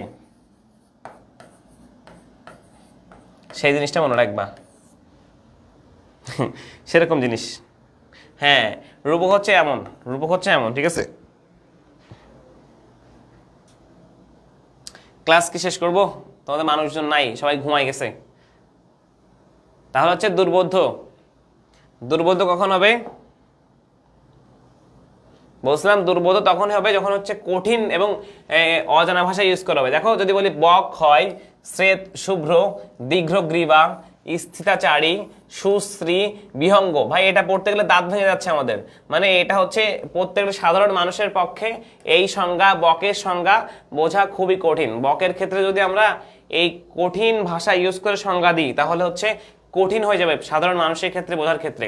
তো আমরা বলছি এই শ্বেত মানে হচ্ছে শুভ্র সাদা, দীর্ঘগ্রীবা মানে হচ্ছে লম্বা গলাধারী, স্থিতচারী মানে হচ্ছে শান্ত স্বভাবের, সুশ্রী মানে সুন্দর, বিহঙ্গ মানে পাখি। তেমন কঠিন করে যদি আমরা একটার সংজ্ঞা দিই তাহলে হচ্ছে কি হবে আমাদের, তাহলে হচ্ছে বুঝতে অসুবিধা হবে না আমাদের সাধারণ মানুষের ক্ষেত্রে। এই জন্য আমাদের, তোমাদের এই টাইমে কেন ঘুম আসে, 5:30 বাজে, এই টাইমে কেন ঘুম আসে, এটা কোনো কথা, এটা কোনো ঘুমানোর টাইম হইলো? তাহলে এটা হচ্ছে আমাদের কি হবে, দুর্বোধ্য হবে। ঠিক আছে, একটু উদাহরণ দেখি। সঙ্গীত হয় দুর্মূল্য কোলাহল, এই দুর্মূল্য এটা কঠিন ভাষা, একটা কঠিন। তারপর হচ্ছে বলতেছি বৃক্ষ হচ্ছে সবিতা, তো এটাও কঠিন। নিরোধক, এগুলো হচ্ছে কঠিন ভাষায়, এরকম কঠিন এবং অজানা। কঠিন আর যদি অজানা ভাষা ইউজ করা হয় যেটা সাধারণ মানুষ জানে না, সাধারণ মানুষের ক্ষেত্রে কঠিন, এরকম কিছুকে আমরা বলবো দুর্বোধ্য সংজ্ঞাজনিত অনুপপত্তি, এবং সেটা হচ্ছে 2 নাম্বার নিয়মের দুর্বোধ্য সংজ্ঞাজনিত অনুপপত্তি। ঠিক আছে,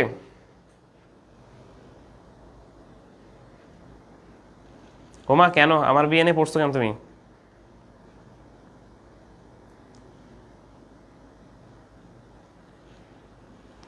ওকে, তাহলে ঠিক আছে, এটা আশা করি এটাও ঠিক আছে। তাহলে আমরা 2টা নিয়মের 4টা এবং 2টা 6টা অনুপপত্তি করে ফেলছি। এখন আমরা 3 নাম্বার নিয়মটা দেখব।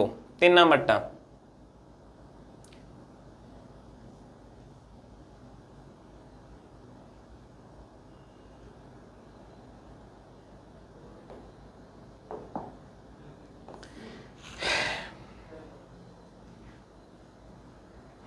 হ্যাঁ এক্সাম দিয়ে আসছে বলে সবারই এমন অবস্থা, সমস্যা নাই। আমি ক্লাসটা রাতে নিতাম, বাট রাতে তোমাদের আবার হিসাব বিজ্ঞান আছে, কমার্স তাদের, তো ওর পরে নিলে রাত 9টার পরে নিলে আমারও সমস্যা হয়ে যায় মানে বাসায় যেতে।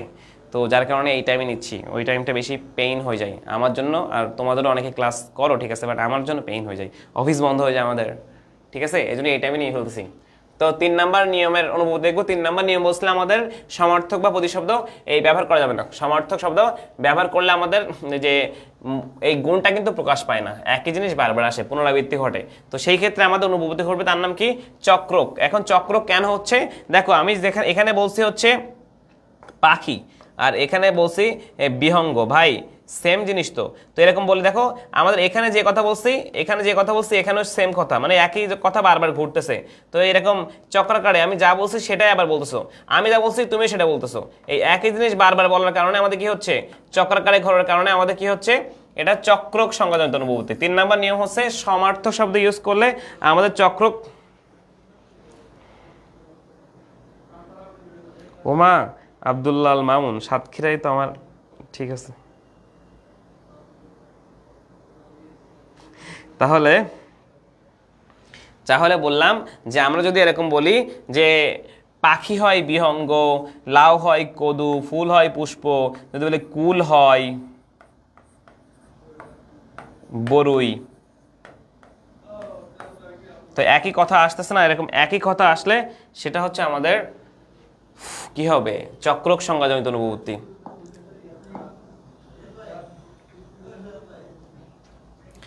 পরে 4 নাম্বার নিয়মটা দেখি। 4 নাম্বারটা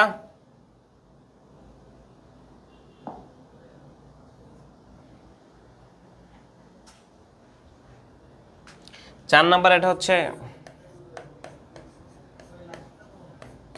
4 নাম্বার বলতেছে হচ্ছে আমাদের যদি কোনো পদের সংজ্ঞা ইতিবাচকভাবে দেওয়া যায়, সবসময় ইতিবাচকভাবে দিতে হবে, নেতিবাচকভাবে দেওয়া কখনোই যাবে না, নেতিবাচকভাবে দেওয়া যাবে না, নেতিবাচক ভাষাও ব্যবহার করা যাবে না। সংজ্ঞার ক্ষেত্রে কখনো আমরা নর্থক বা নেতিবাচক ভাষা কিন্তু কি করতে পারবো না, ব্যবহার করা যাবে না। এটা 4 নাম্বার নিয়ম ছিল। এখন 4 নাম্বার নিয়মে দেখতেছি আমাদের হচ্ছে অনুপবর্তী হচ্ছে একটা, সেটা হচ্ছে নর্থক। আমরা দেখলাম 3 নাম্বারের একটা, 4 নাম্বারের একটা, 1 নাম্বারের ছিল 4টা, 2 নাম্বারের ছিল হচ্ছে 2টা, তাহলে এই 6 আর 2 8, তাহলে 5 নাম্বারের থাকবে হচ্ছে আমাদের একটা থাকবে, 5 নাম্বারের একটা না 2টা থাকবে, ঠিক আছে, ওই 2টা আমরা এই পরেই পড়বো। তো বলছে হচ্ছে আমাদের দেখো বেদনার সংজ্ঞা দিচ্ছে, তো বেদনা বলছে বেদনা হয় আনন্দের অভাব, বেদনা হয় আনন্দের অভাব। যদি এইভাবে বলা হয় বেদনা হয় আনন্দের অভাব, তো সেই ক্ষেত্রে আমরা কি বলবো, সেই ক্ষেত্রে আমরা বলবো যে আমাদের এইটাকে যা আনন্দের অভাব এইভাবে তুলনা করতেছে, মানে হচ্ছে অভাববাচক কোনো শব্দ ইউজ করছে এবং নেগেটিভ কোনো শব্দ ইউজ করছে, জানে এটার বিপরীত, এটা এরকম বিপরীত বা নেগেটিভ কিছু ইউজ করে সংজ্ঞা দিলে আমাদের সেটা হবে হচ্ছে নর্থক সংজ্ঞাজনিত অনুভূতি। তারপর হচ্ছে বলছে আলো হয় অন্ধকারের বিপরীত, ভাই অন্ধকার আর আলো দুইটার বিপরীত, তো দুইটার বিপরীত এরকম হইলে আমরা বলবো সেটা হচ্ছে আমাদের নর্থক সংজ্ঞাজনিত অনুভূতি, ঠিক আছে। এখন বলো 1 থেকে 4, এই যে আমরা 1 নাম্বার নিয়মে 4টা অনুভূতি, 2 নাম্বার নিয়মে 2টা অনুভূতি, 3 নাম্বার এবং 4 নাম্বার দুটো একটা একটা যে অনুভূতি, চক্রক এবং হচ্ছে নর্থক যে পড়ালাম, বুঝছো কিনা একটু বলো ভাইয়ারা, ঘুম থেকে একটু জাগো, এত ঘুমায় কি হবে, একটু পরে ঘুমায়ও।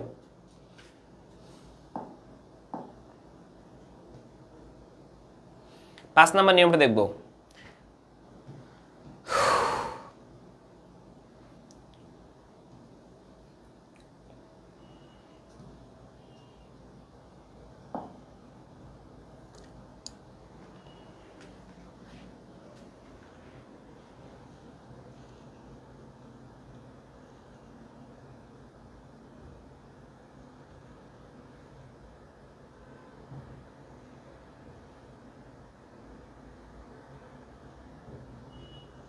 তাহলে বলি 5ম নাম্বার নিয়ম হচ্ছে 2টা অনুভূতি, একটা হচ্ছে অতিব্যাপক আর একটা হচ্ছে অব্যাপক। বলছিলাম সংজ্ঞা পদ সংজ্ঞার্থ পদের ব্যাখ্যা অর্থ সমান হতে হবে, মানে হচ্ছে আমাদের লেফট হ্যান্ড সাইডের কথা বলছিলাম, সমান হতে হবে হচ্ছে রাইট হ্যান্ড সাইড, ঠিক আছে।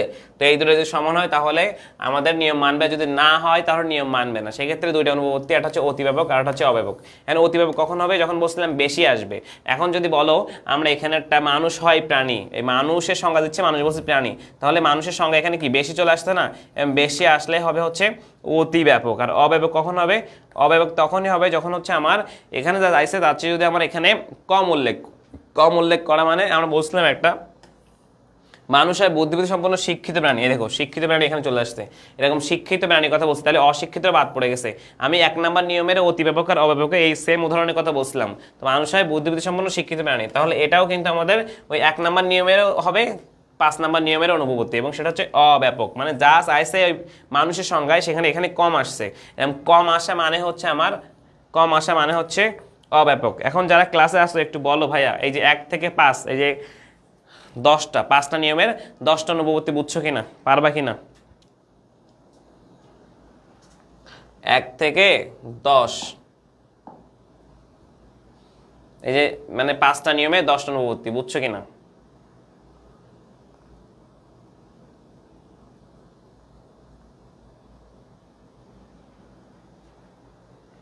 ভাই আমি সময় 5 নাম্বার নিয়মে আর 1 নাম্বার নিয়ম মধ্যে কনফিউজ হয়ে যায়, তখন বুঝি 1 আর 5 কনফিউশনের সমস্যা নেই। 1 আর 5 হচ্ছে একই টাইপেরই। 1 আর 5 1 নাম্বার আর 5 নাম্বারের একটু একই ধরনের আছে, সুতরাং তুমি যেভাবে ধরবা তুমি সেভাবে লিখবা, কারণ অতিব্যাপক অব্যাপক 1 নাম্বার নিয়ম আছে আর 5 নাম্বার নিয়ম আছে। সুতরাং তোমার কাছে যেটা মনে হচ্ছে এটা অতিব্যাপক, তুমি হচ্ছে 5 নাম্বার নিয়মের প্রেক্ষিতে অ্যান্সার করবা নাকি হচ্ছে 1 নাম্বার নিয়মের প্রেক্ষিতে অ্যান্সার করবা, এটা ডিপেন্ডস অন ইউ। ওকে সামিহা, আয়াত, ঐশী, ওকে ঠিক আছে। দেখো 1 নাম্বার নিয়মের বলতে হচ্ছে 1 নাম্বার নিয়মের 4টা অনুপবর্তী। একটা হচ্ছে বাহুল্য সংজ্ঞাজনিত অনুপবর্তী, যদি বলি আমরা মানুষের ক্ষুধাবিষ্ট, আর যদি বলি অবান্তর কখন হবে? যখন হচ্ছে বাক্য জিনিস মানুষ হয় স্তন্যপায়ী জীব। দেখো এরকম একটা উদাহরণ কিন্তু পরীক্ষায় চলে আসবে, তাহলে সে তখন হবে হচ্ছে অবান্তর। অতিব্যাপক কখন হবে? বলছিলাম শাপলা হয় একটি ফুল, তো শাপলা ছাড়া আরো অনেক ফুল। যদি বলি অক্সিজেন হয় একটি গ্যাস, অক্সিজেন হয় একটি গ্যাস, তো অক্সিজেন ছাড়া আরো অনেকগুলো গ্যাস আছে না, সুতরাং বেশি বলতেছে না এখানে, তো বেশি বলার কারণে এটা হবে অতিব্যাপক। আর যখন কম হবে তখন হচ্ছে মানুষ হয়, যদি বলি বিড়াল হয় একটি কালো রং বিশিষ্ট জীব। ভাই বিড়াল শুধু কি কালো রং বিশিষ্ট? আরো অনেক বিড়াল আছে না যারা হচ্ছে অন্য রঙের আছে, সুতরাং এখানে কম উল্লেখ করছে। এখানে যা চাইছে তার চেয়ে এখানে কম উল্লেখ করার কারণে এটা হবে আমাদের অব্যাপক। আর এখানে যা চাইছে শাপলা হয় একটি ফুল, তো এখানে আমাদের যা চাইছে তার চেয়ে এখানে কি আসছে?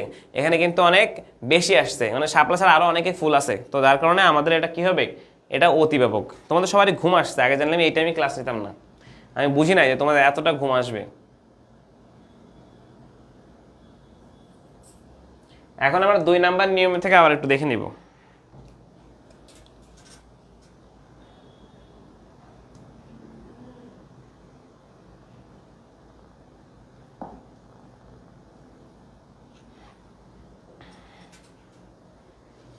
তাহলে 2 নাম্বার নিয়ম কি বলছে আমাদের? যদি ওই যে রূপক হবে আর হচ্ছে দুর্বোধ্য, যদি বলি প্রয়োজনীয় হয় আবিষ্কার জননী, এই প্রয়োজনীয় আবিষ্কার জননী, দেখো এটা আমাদের কি করছে? আমাদের তুলনা করছে আবিষ্কার জননীর সাথে প্রয়োজনকে, তাহলে এটা রূপক। সঙ্গীত হয় দুর্মূল্য কোলাহল, এই দুর্মূল্য কোলাহল আগে দেখছিলাম, এটা হচ্ছে দুর্বোধ্য। চক্র কখন হবে? যখন হচ্ছে একই কথা আসবে, যিনি শিক্ষকতা করেন তিনি শিক্ষক, মানে শিক্ষকতা আর শিক্ষক যিনি করেন তিনি শিক্ষকতা সেম জিনিস আসছে, যিনি শিক্ষকতা করেন তিনি তো শিক্ষকই, এরকম সেম জিনিস আসলে সেটা হচ্ছে আমাদের চক্র। কারণ অর্থ কখন হবে? স্বাস্থ্য হয় অসুস্থতা, তা স্বাস্থ্য আর অসুস্থতা দুইটা কিন্তু দুইটার বিপরীত, মানে অসুস্থতার অনুপস্থিতি বলতেছে। সুতরাং নেগেটিভ ভাবে দিলে আমাদের নর্থক সংজ্ঞাজনিত অনুপবর্তী।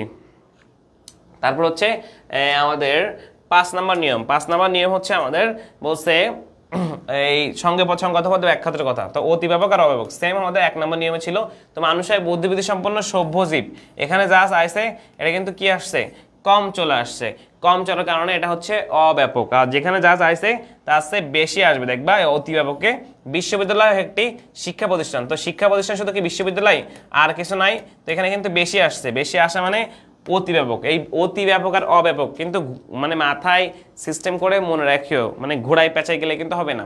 কারণ হচ্ছে আমাদের বলছে যে উদ্দেশ্য পদে যার সংজ্ঞা দিবে বিধেয়তে আমাদের কি করতে হবে? উদ্দেশ্য পদে যে সংজ্ঞা বিধেয় পদে সেটা কিন্তু আমাদের কি করতে হবে? যদি বেশি আসে, উদ্দেশ্য চাইতে বিধেয়তে বেশি আসে, বেশি আসলে হচ্ছে সেটা অতিব্যাপক। আর যদি আমাদের অব্যাপক তখনই হবে যখন হচ্ছে আমাদের এখানে যা চাইছে এখানে তার চেয়ে যদি কম আসে মানে অর্থটা এই যে সভ্য প্রাণী বুদ্ধিবৃত্তি সম্পন্ন সভ্য প্রাণীর সংখ্যার চাইতে মানুষের সংখ্যা মানে সব মানুষ কি সভ্য, তাহলে তো দুনিয়া এত মানে সমস্যা হতো না, রাস্তাঘাটে কেউ সেভ না, তো এগুলো তো হতো না, তাই না? এখন বর্ণনা বলি, বর্ণনা মানে হচ্ছে মনে করো সংজ্ঞা না, এটা একটি বর্ণনা দিবে কোনো কিছুর, মনে করো মানে নর্মালি আমরা ছোটবেলায় যেরকম ভাই পড়তাম গাছের পাতা সবুজ, গাছের পাতা সবুজ, তারপর হচ্ছে বলতাম যে গাছ হচ্ছে আমাদের একটা কি একটা উদ্ভিদ, গাছে হচ্ছে এই ফল হয়, গাছ আমাদের ছায়া দেয়, গাছ আমাদের পরম বন্ধু, এরকম মনে করো উদাহরণ দিছে, তো সেটা তো আমাদের সংজ্ঞা না, এটা হচ্ছে কি বর্ণনা। সংজ্ঞা একটা জিনিস, বর্ণনা একটা জিনিস। সংজ্ঞা দিলেই 5টা নিয়ম মানতে হবে, না মানলেই 5টা নিয়মের 10টা অনুপপত্তি হবে। আর বর্ণনা মানে হচ্ছে তুমি দেখবা ওই লাইনটা অনেকগুলো লাইন পর্ব বলে দিচ্ছে, মানে এটা সংজ্ঞা হবে না। ঠিক আছে সামিয়া, বুঝতে পারছেন স্যার? এখন আমরা দেখবো যে যুক্তি সংজ্ঞা আসলে দেওয়া যায় না কার কার, এইটা একটু দেখবো। যুক্তি সংজ্ঞা দেওয়া যায় না কার কার,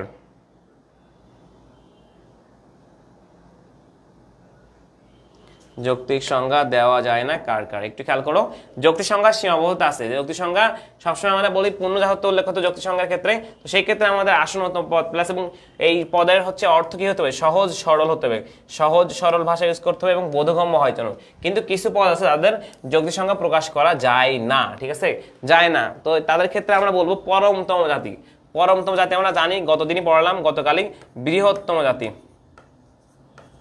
তো বৃহত্তম জাতির ক্ষেত্রে তুমি সংজ্ঞা দিতে পারবে না, এটা তারা বিশিষ্ট গুণবাচক পদ, কোনো একটা গুণবাচক পদেরও যুক্তি সংজ্ঞা দেওয়া যায় না, কোনো একটা গুণবাচক পদেরও কি করা যায় না, যুক্তি সংজ্ঞা দেওয়া যায় না। স্বকীয় নামবাচক পদ মানে হচ্ছে কোনো একটা ব্যক্তির একদমই একান্ত, মানে হচ্ছে একদমই অনন্য কিছুর তুমি সংজ্ঞা দিতে পারবে না। তারপর হচ্ছে মৌলিক গুণ, কোনো একটা বস্তুর মৌলিক গুণ, মিষ্টতা, এই মিষ্টতা, তিক্ততা, এগুলো আসলে সংজ্ঞা দেওয়া যায় না।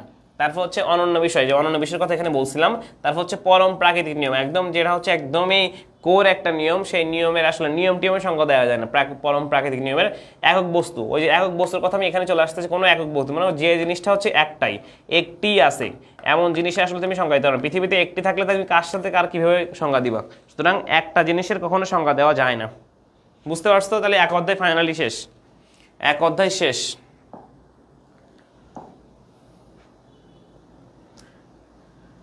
এখন একটা অ্যান্সার করো এমসিকিউ দেখি, তারপরে জায়গা মানে 4 অধ্যায় পড়াবো। তারপর বলো কোনটা কি হবে এক অধ্যায়ের এই কোশ্চেনগুলো।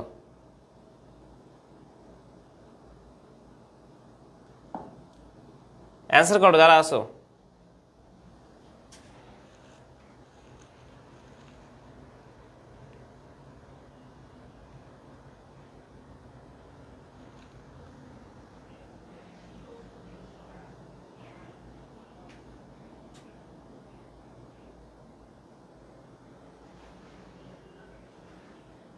দ্রুত উত্তর করো এটার।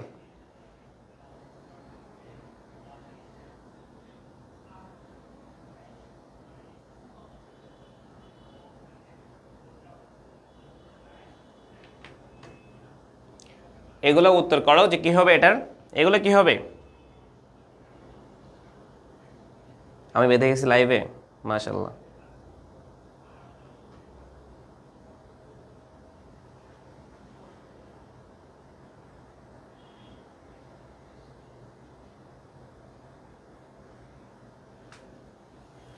নামমাত্র ক্লাস করানো বন্ধ করুন। কেন ভাইয়া, আমরা কি নামমাত্র কোথায় ক্লাস নিচ্ছি একটু বলেন তো ভাইয়া, কোথায় কি হচ্ছে, কি করতাম? আপনার একটু সাজেশন দেন স্যার, যে কীভাবে কী করা যায়, একটু বলেন স্যার।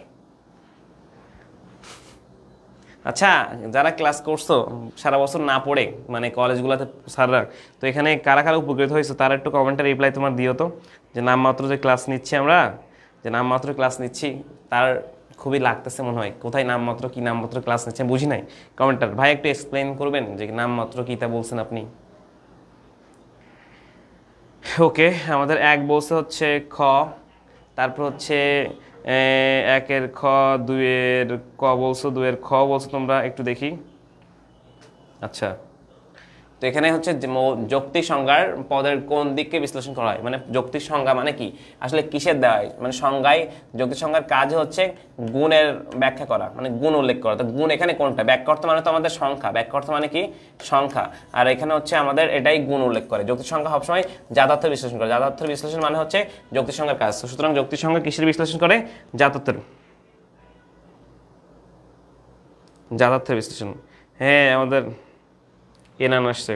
ওকে, 2 দাগ বলছে যে পদকে সংজ্ঞা দেওয়া হবে তাকে কি বলে, যে পদের সংজ্ঞা দেওয়া হবে বলছে তাকে সংজ্ঞেয় পদ বলে। আর সংজ্ঞার্থ পদ হচ্ছে মানে কার সংজ্ঞা দেওয়া হয় এবং সংজ্ঞায় যা বলা হয়, সংজ্ঞেয় পদে যা বলা হয়, সংজ্ঞেয় পদে এই যে সংজ্ঞেয় পদে যা বলা হয় সেটা হচ্ছে আমাদের সংজ্ঞার্থ পদ, ঠিক আছে। আর সংজ্ঞেয় পদ হবে এটা। তারপর হচ্ছে 2,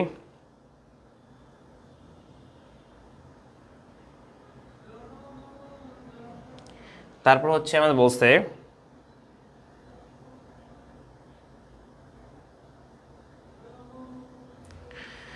ওকে, তারপর আমাদের সংজ্ঞার কাজ কি, যথার্থের বিশ্লেষণ, মানে যথার্থের বিশ্লেষণ করে, ঠিক আছে।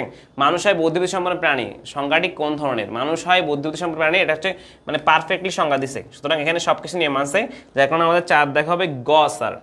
4 দাগ ঘ বলছে আমাদের ইনান, ওরে মারো ধরে কেউ। 4 দাগ ঘ যারা বলছে তারা কিন্তু হবে না, 4 দাগ হবে কিন্তু গ দাগ, যৌক্তিক সংজ্ঞা। মানুষের বুদ্ধিবৃত্তি সম্পন্ন জীব, এটা প্রত্যেকটা নিয়ম মানতেছে, সুতরাং এটা একটা যৌক্তিক সংজ্ঞা।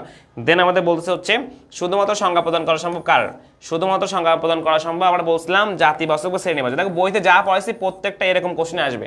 এখন বলো তোমাদের এই সবগুলো পড়াইছি না এখন একটু আগে যারা এই কোশ্চেন যেগুলো আসছে, কারণ আমি যা পড়াইছি এর বাইরে কিছু আসছে, তো ভাই এতটুকুই পড়া, মানে পড়া কিন্তু আর বেশি নাই। তোমাকে বুঝতে হবে কোন টপিকটা তোমাকে পড়তে হবে, মানে কোথা থেকে কোশ্চেন আসবে। তো সেম এরকম এগুলো প্রত্যেকটা বোর্ড কোশ্চেন ভাই, প্রত্যেকটা বোর্ডে এরকম কোশ্চেনে আসে।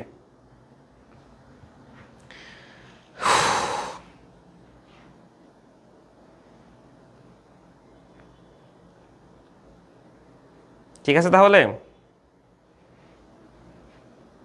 হ্যাঁ তাহলে বলছে আমাদের 6 যৌক্তিক সংজ্ঞার নিয়ম কয়টা, আমরা জানি নিয়ম হচ্ছে আমাদের 5টা, তো নিয়ম 5টা এখানে আছে গ দাগে, ঠিক আছে তাহলে।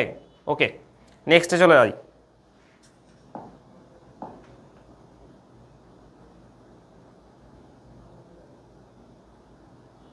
7 থেকে 12 বলো, 7 থেকে 12,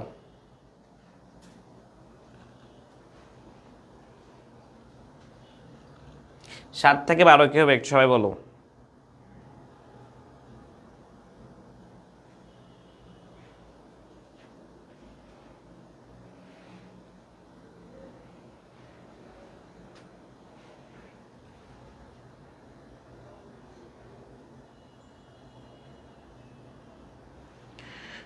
সাত থেকে 12 কি হবে, সবাই অ্যান্সার করো সবাই।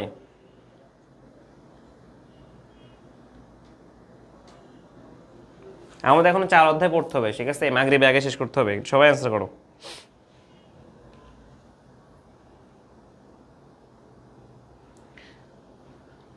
অবান্তর সংজ্ঞায় অতিরিক্ত গুণ কোনটা, যৌক্তিক সংজ্ঞার প্রতিশব্দ ব্যবহার করলে কি, দেখো পরীক্ষায় ভাই এর বাইরে আসবে না, এরকম কথাই আসবে, মানে যা পড়েছি দেখো তাই। উড হচ্ছে মরুভূমির জাহাজ, পড়ছি। মানুষের মনুষ্যজাতি, এটা বলছি আমি তোমাদের ক্লাসে বলছি। তারপর হচ্ছে চেতনা সুখ দুঃখ, এটা পড়ালাম একটু আগে। তারপর অক্সিজেন হয় এক প্রকার গ্যাস, ভাই এটাও বলছি। মানে দেখো একটা যা কোশ্চেন কোনটা বলি নাই, তোমরা অ্যান্সার প্রত্যেকে পারার কথা, এখানে প্রত্যেকের অ্যান্সার পারার কথা, কোনটা বলি নাই ক্লাসে। 7 দাগ আমাদের বলছে হচ্ছে সবাই গ, আমাদের তানিয়া বলছে গ, তসলিমা বলছে গ, হালিমা বলছে গ, রিমন বলছে গ, ঐশী বলছে গ। আসলে আমরা জানি অবান্তর লক্ষণ বলছিলাম যে অতিরিক্ত গুণ হিসেবে কি থাকবে, অবান্তর লক্ষণ থাকবে। এখন 8 দাগটা বলো সবাই। 8 দাগ আমাদের আয়াত বলছে খ, তসলিমা বলছে খ, নাদিয়া বলছে, হালিমা বলছে গ, মানে 9 দাগের গ। আচ্ছা অনেকে ঘ বলছো, সামিহা বলছে গ গ গ খ গ গ। আচ্ছা ঠিক আছে, যৌক্তিক সংজ্ঞার প্রতিশব্দ ব্যবহার করলে কি হবে আমরা জানি সবাই, এটা চক্রক ভাই। তো এরকম কোশ্চেন আসলে কোন পাগল ভুল করে বলো, কোন পাগল ভুল করে, যার মাথায় সমস্যা আছে বা যে একটু মানে পাগল টাইপের, ওকে পাবনায় রাখা উচিত। যে এরকম ভুল করে আসতো তাকে পাবনায় রেখে আসা উচিত। এমন পাগল ভুল করতেছে, এরকম সহজ জিনিস পড়াই দিছি ক্লাসে, তো ভুল করার তো কোনো কোশ্চেনই থাকে না যে ভাই এটা কেন ভুল হবে আমাদের। তাহলে আমরা বলছি যে উট হয় মরুভূমি জাহাজ, এটা হচ্ছে দেখো মরুভূমি জাহাজ সাথে কি করছে, তুলনা করতেছে। এই তুলনা, উটকে আমাদের মরুভূমি জাহাজ সাথে তুলনা করা হচ্ছে। তুলনা করলে আমরা কি বলছিলাম, তুলনা করলেই রূপক, তুলনা করলেই রূপক। মানুষ হয় মনুষ্য জাতীয় জীব, মনুষ্য জাতীয় জীব বলতেই মনুষ্য জাতীয় জীব মানে যারা, তারাই হচ্ছে মানুষ। সুতরাং একই কথা বারবার আসছে। তো 10 দাগ কি হবে, 10 দাগ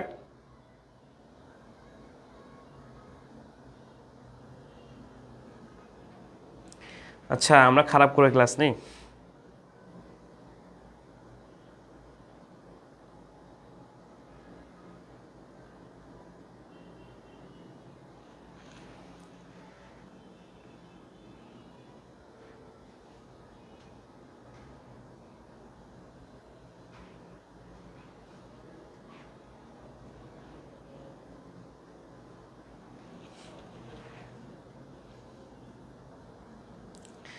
হ্যাঁ, তারপরে কি হবে বলুন?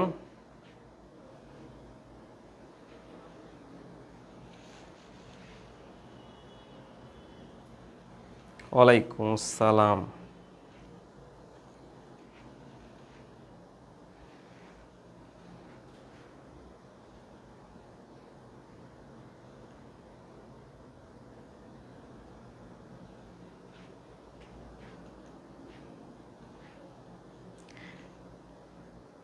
দশ দাগ গ, তোমরা অ্যান্সার করতেছো না কেন? 10 দাগ, 11 দাগ কি হবে? 11 দাগ দেখো চেতনা, আমার 10 দাগ বলছে হচ্ছে মানুষাই, তাহলে একটা চক্রক হবে।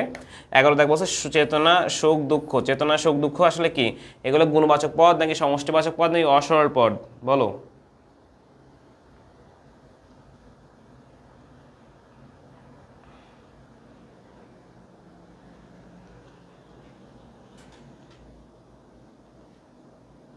হ্যাঁ, ক্লাসে তাড়াতাড়ি ইউটিউবে দেওয়া হবে, সমস্যা নাই। তো বললাম চেতনা সুখ এগুলো সরলতম গুণবাচক পদ, এগুলো হচ্ছে আসলে অসরলতম নাকি গুণবাচক পদ বলো? এখন আসতেছে অনেকগুলা। নমস্কার স্যার। ওকে।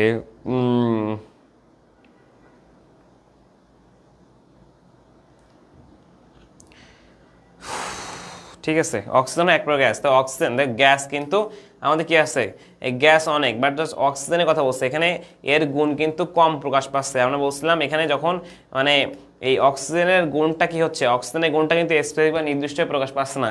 এখানে যা বলছে এখানে তার চেয়ে বেশি আসছে, এখানে বেশি মানে গ্যাস কিন্তু অনেক, তার মধ্যে একটা হচ্ছে অক্সিজেন, সুতরাং এখানে যা চাইছে এখানে তার চেয়ে বেশি, এরকম বেশি আসলে আমরা বলছিলাম অতিব্যাপক। ঠিক আছে, 12 দাগ কিন্তু খ হবে। হ্যাঁ,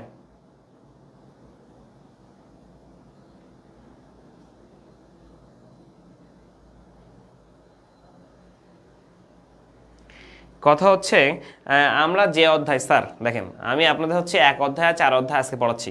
এক অধ্যায় খুবই গুরুত্বপূর্ণ অধ্যায়, এই জন্য এটা কিন্তু স্লোই পড়াচ্ছি, খুবই ধীরে সুস্থে। কারণ তোমাদের আমি বলছি ভাই 5-6 ঘন্টা ক্লাস নিব, মানে প্রত্যেক অধ্যায় থেকে। তো বেসিক ক্লাস 5-6 ঘন্টা নিব হচ্ছে 5টা অধ্যায় থেকে, আর বাকি একটা অধ্যায় থাকে কি, বাকি হচ্ছে একটা ক্লাস নেব পুরো এমসিকিউ। তো হয়ে যাচ্ছে। তো তো আমি বেশিক্ষণ সময় এই যে আমাদের স্যার আমাদের শেখাচ্ছে, তাহলে এই যে বিষয়গুলো উনি হচ্ছে আমাদের একটু বোঝালে ভালো হতো আর কি, কীভাবে করতে হয়, কোন অধ্যায় ক্লাস নিতে হয়, কখন কোনটা বেশি সময় গুরুত্বপূর্ণ। 4 অধ্যায় ক্লাস নেব অনলি 10 থেকে 15 মিনিট, মানে যে অধ্যায়ের ক্লাস যতক্ষণ নেওয়া দরকার ততক্ষণ নিব। তো আমাদের স্যার ভাই উনি কি বলতে চাচ্ছেন আমি বুঝতেছি না, কোথার আক্রোশ কোথা থেকে ঝাড়তেছেন স্যার। তবে আপনার কমেন্টটা খুবই সমালোচনা করছেন, এটা গঠনমূলক সমালোচনা, ভালো লাগছে, কিন্তু আরও একটু গুছাইয়ে করেন। ঠিক আছে, ওকে স্যার, তাহলে এখন এটার কোশ্চেন অ্যান্সারটা দেন।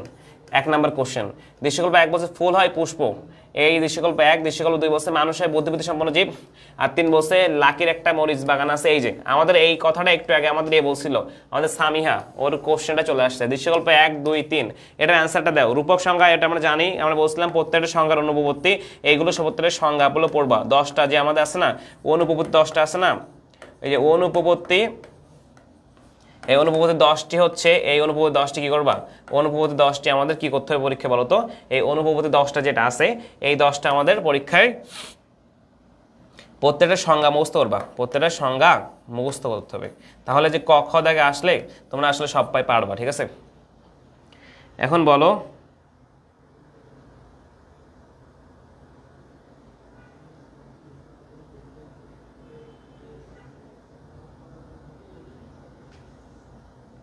তারা বলছে সংজ্ঞেয় এবং সংজ্ঞার্থ এই যে গাণিতিক সমীকরণ তুল্য। এই কোশ্চেনটা কিন্তু খুবই গুরুত্বপূর্ণ। সংজ্ঞেয় এবং সংজ্ঞার্থ গাণিতিক তুল্য। আমি সংজ্ঞেয় এবং সংজ্ঞার্থের ক্ষেত্রে বলছিলাম যে ভাই দুইটা সাইড সমান হতে হবে, আর দুটো সাইড সমান হওয়া মানে গাণিতিক তুল্য হয়। ঠিক আছে, লেফট হ্যান্ড সাইড আর রাইট হ্যান্ড সাইড সমান হতে হবে। এই জন্য বলছে সংজ্ঞেয় মানে হচ্ছে লেফট হ্যান্ড সাইড মানে উদ্দেশ্য সেটা, এবং হচ্ছে আমাদের সংজ্ঞার্থ মানে বিধেয়, এই দুই সাইডটা হচ্ছে আমাদের কি হবে, গাণিতিকভাবে সমীকরণ তুল্য হবে, মানে দুইটা সাইড সমান হতে হবে। তো দুইটা সাইড সমান হওয়া মানে কি, আমাদের সমান হওয়া মানেই আমাদের এটা মানে সংজ্ঞেয় পদে, কারণ বলছে সংজ্ঞেয় পদে সংজ্ঞার্থ পদে ব্যাখ্যার্থ সমান হতে হবে, এই জন্য এই দুইটা হচ্ছে গাণিতিক তুল্য, দুই সাইডে সমান সংখ্যা বসতে হবে। তাহলে বলছি দৃশ্যপট 1, দৃশ্যপট 1 এখন আসছো এই সিকিউগুলো প্র্যাকটিস করো যারা এখন আসছো, সমস্যা নাই। তো বলো এখন তাহলে এটা পারবা। এখন বলো দৃশ্যপট 1 গ দাগ আর ঘ দাগের অ্যান্সারটা বলো দেখি, কোন ধরনের সংজ্ঞার অনুভূতি ঘটছে, আর 2 আর 3 এর প্রতিফলিত বিষয়গুলো পার্থক্য বিশ্লেষণ করতে বলছে। মানে আমাদের দৃশ্যকল্প একটা কি বলছে বলো তো, দৃশ্যকল্প একটা কি?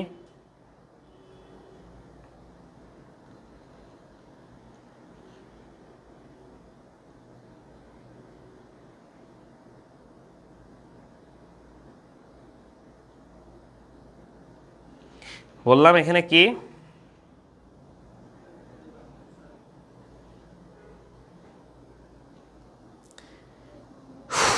কোন অনুভূতি ঘটছে? তাহলে দৃশ্যকল্প একে বলো তো, ফুল হয় পুষ্প কোনটা? হ্যাঁ, চক্রক। এই যে ফুল আর পুষ্প সমার্থক, তো সমার্থক মানে হচ্ছে চক্রক, এটা হচ্ছে কি হবে? চক্রক, ঠিক আছে। আর তাহলে 2, 3 বলি আমি। 2, 3 হচ্ছে, দেখো এটা হচ্ছে আমাদের কি বুদ্ধিবৃত্তি, এটা হচ্ছে যৌক্তিক সংজ্ঞা, এটা হচ্ছে যৌক্তিক সংজ্ঞা, সকল নিয়ম আছে, তার মানে এটা যৌক্তিক সংজ্ঞা। যখন কোনো একটা সংজ্ঞা যৌক্তিক সংজ্ঞার সকল নিয়ম মানবে তখন বলবো আমরা হচ্ছে যৌক্তিক সংজ্ঞা। অবান্তরটা না স্যার, অবান্তর কেন তানিয়া, অবান্তর না। তাহলে যৌক্তিক সংজ্ঞা কখন হবে? যখন হচ্ছে আমাদের ওই সংজ্ঞাটা নিয়ম মানবে।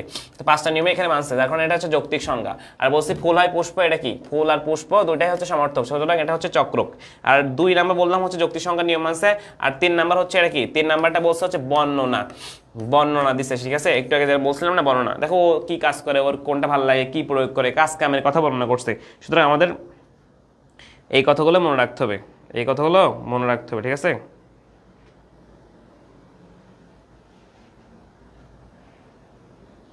তাহলে আমাদের এই 2 এবং 3 আশা করি বুঝতে পারছো, চক্রক একটা, আর একটা হচ্ছে বর্ণনা, ঠিক আছে।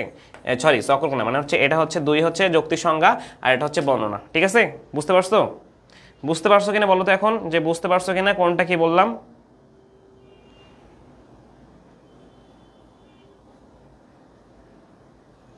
বুঝতে পারছো কিনা? আশা করি বুঝতে পারছো। তোমাদের প্রতি অনেক ভরসা করে পরের কোশ্চেনে যাচ্ছি।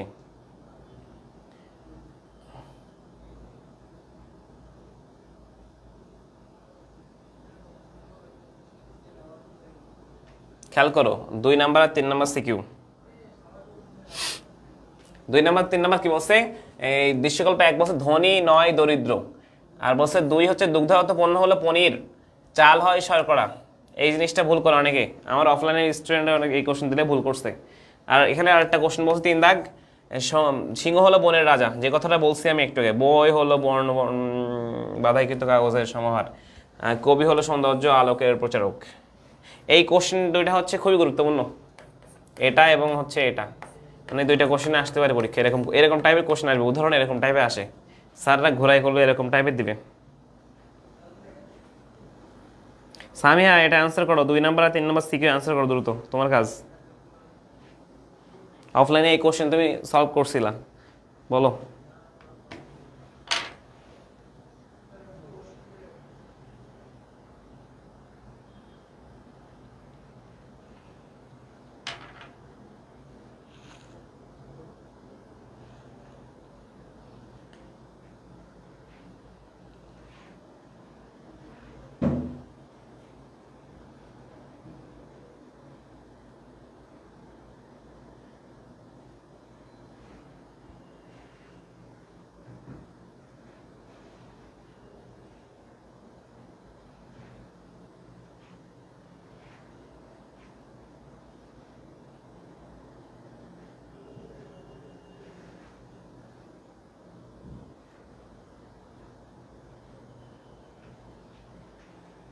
ওকে, তাহলে এটার অ্যান্সার কি হবে?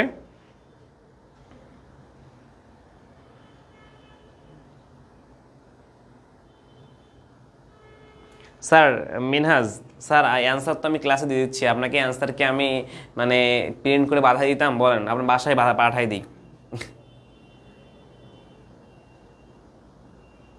পিডিএফ প্রত্যেকটা ক্লাসে দেওয়া হয়, পিডিএফ কেন দিতাম না? কী সব আজারে কথা বলেন আপনি ভাই, আল্লাহ। তাহলে দেখো আমরা বলছি আমাদের এক নাই যে 2 নাম্বার কোশ্চেনটার এখানে হচ্ছে দৃশ্যকল্প যেটা বলছিলাম, এই চাল হয়, এটা কিন্তু 4 নাম্বার নিয়মের নর্থক সংজ্ঞাজনিত অনুপত্তি হবে, ঠিক আছে।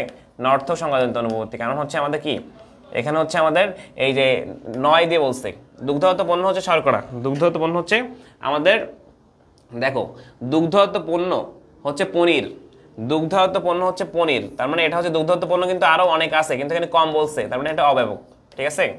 মানে দুগ্ধজাত পণ্য তো অনেক হয়, তার মধ্যে এই শুধু পনিরই কি দুগ্ধজাত পণ্য? আরো অনেকে আছে।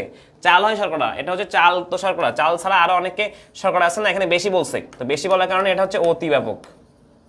বুঝছো কিনা একটু বলো প্রথম এই কোশ্চেনটা, তাহলে কোশ্চেনের অ্যান্সার পাচ্ছ 2 আর 3 দেখলাম, একটা হচ্ছে আমাদের অব্যাপক আর একটা হচ্ছে অতিব্যাপক, আর এক হচ্ছে আমাদের কি নর্থক। এখন বলো মিনহাজ ভাই, তুমি যে বলতেছো ভাই সিকিউগুলো অ্যান্সার দিবেন কিনা, ভাই সিকিউগুলো অ্যান্সার তো দিচ্ছি ভাই, এই যে অ্যান্সার দিচ্ছি না, আমি কি আরো ব্রিফলি তোমাকে লিখে পাঠাতাম ক্লাস 1-এর মতো? বলো, তাও পাঠাবো যদি তুমি চাও, তোমার জন্য এটাও করব।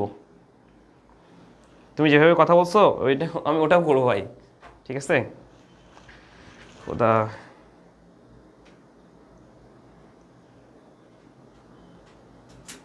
মানে হচ্ছে ম্যানার্স, অ্যাটিটিউড এগুলো আসলে শিখতে হয়। তুমি মানে তার ব্যবহারটা ভুলে গেছো হয়তো, বা তোমার কথাবার্তার চলনটা হয়তো এমনই হতে পারে, এমনই হয়, বাট তুমি মানুষ হিসেবে ভালো, বাট তোমার কথাবার্তার লেভেলটা একটু হাই, এমন হতে পারে। That's it.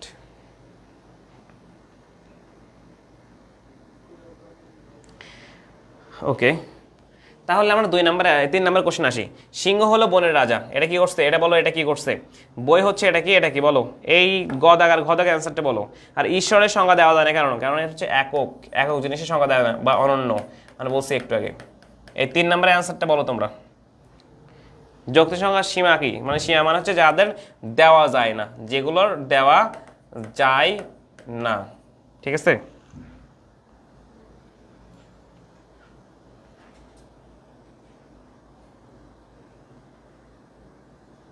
ঠিক আছে মনে, ওকে, লাইভ ক্লাস শেষে দ্রুত আপলোড দিব, তোমাদের কথা মাথায় আছে আমাদের। তাহলে এই যে দৃষ্টান্ত একে কোন ধরনের সংজ্ঞাযুক্ত অনুভূতি করছে? দৃষ্টান্ত একটা হচ্ছে আমাদের দৃষ্টান্ত যে এক হচ্ছে আমাদের রূপক, ঠিক আছে? এক হচ্ছে রূপক। আর 2 ও 3 এর মধ্যে, মানে 2 এবং 3 এর মধ্যে কোনটি দুর্বোধ্য সংজ্ঞাযুক্ত অনুভূতি? 2 আর 3 এর মধ্যে আমাদের দেখো 2 ও 3 এর মধ্যে কোনটা, এই কোশ্চেনটা কিন্তু সুন্দর করছে, কোনটা হবে 2 আর 3 এর মধ্যে? দেখো বই হচ্ছে এটা হবে, এটা হচ্ছে দুর্বোধ্য।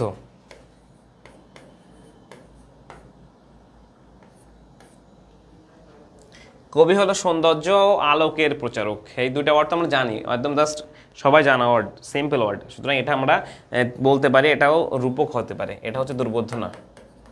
বাট দুর্বোধ্য শুধু বলছে কোনটা দুর্বোধ্য, তাহলে আমরা দেখবো মানে 2 নাম্বারটা হচ্ছে দুর্বোধ্য, ঠিক আছে? এখন বলো ক্লিয়ারলি বুঝছো কি না?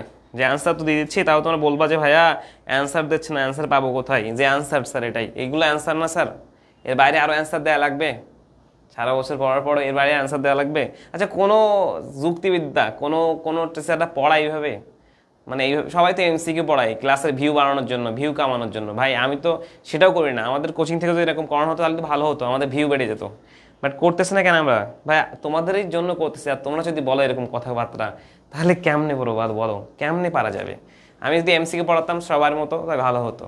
ভাই ধরে ধরে প্রত্যেকটা টপিক সিকিউ এমসিকিউ, এবং হচ্ছে মানে কি করতেছি, সিকিউ এমসিকিউ পড়াচ্ছি, দেন হচ্ছে লাস্ট ক্লাসে একদম পুরো সাজেশনে এমসিকিউ পড়াচ্ছি, তাও যদি বলো ভাইয়া এইভাবে এইভাবে করেন, এইভাবে হচ্ছে না, ভাইয়া কে দিচ্ছে তোমাকে?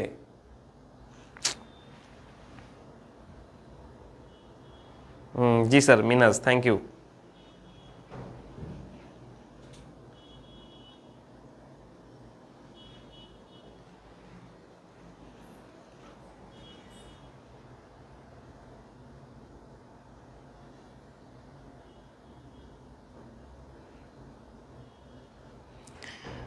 ওকে, ঠিক আছে, তাহলে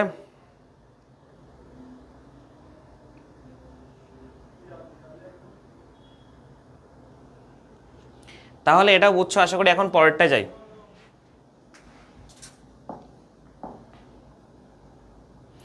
আশা করি আজ সিকিউ প্র্যাকটিস করা লাগবে না তোমাদের, আজ সিকিউ জাস্ট আমি 5 দাগটা বলবো, 5 দাগ বলে শেষ করি, এইটাই শেষ। দেন এরপর আমরা 4 অধ্যায় যেতে হবে। মানে যেগুলো প্র্যাকটিস করতে দেখবে এরকমই আসবে, মানে পরীক্ষায় এরকমই আসবে, তুমি যদি এরকম প্র্যাকটিস করে যাও তাহলে তো তোমার সমস্যা হবে না। দেন বলছে দৃশ্যকল্প একে এখানে রজনী হয় যামিনী, এটা কি ডিরেক্টলি আমি এখানে বলতেই, রজনী যামিনী চক্রক। 2 হচ্ছে পুরুষ নয় নারী নর্থক। বা এরকম পানির মতো কোশ্চেন আসবে, যদি পরীক্ষা না পারো তোমাদের মানে কি বল, বেদনা, জীবন হলো বেদনা, জীবন হলো বেদনা, জীবনকে কি করতেছে বলছে বেদনা। এটা কিন্তু কঠিন আছে, দেখে মনে হচ্ছে সহজ। এটার কথা বলো তো কি হবে এটা। বলছে রজনী হয় যামিনী, দৃশ্যকল্প 1 ও দৃশ্যকল্প 3-এ যুক্তিসঙ্গত যে পার্থক্য রয়েছে, বলো এটা কি হবে।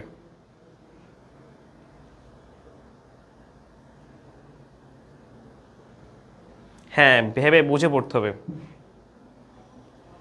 নর্থক তো বুঝছি, কিন্তু 1 এবং 3 কি হবে স্যার? 1 এবং 3 এই জন্য ব্যাখ্যা করে পড়তে হয়।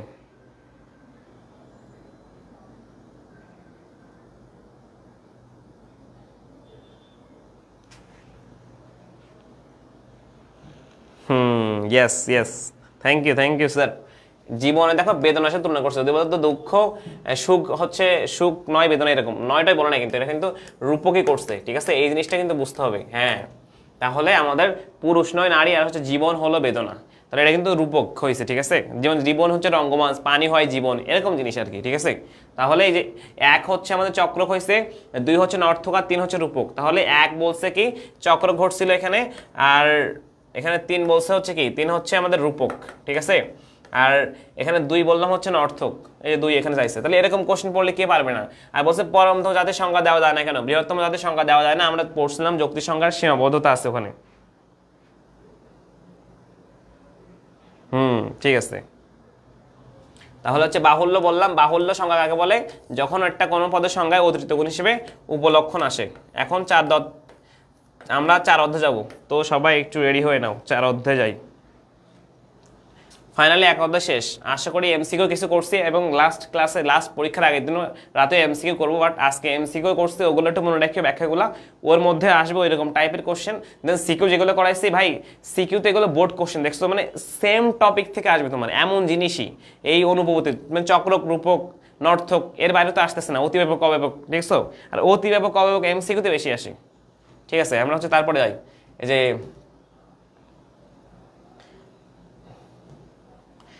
4 অধ্যায় শুরু করি, ঠিক আছে। 4 অধ্যায় নাম হচ্ছে প্রকল্প। তো প্রকল্প মানে কি বুঝতে হবে ফার্স্ট অফ অল। প্রকল্প মানে হচ্ছে, হ্যাঁ মডেল টেস্টে এরকম কোশ্চেনই দিছিলাম তোমাদের।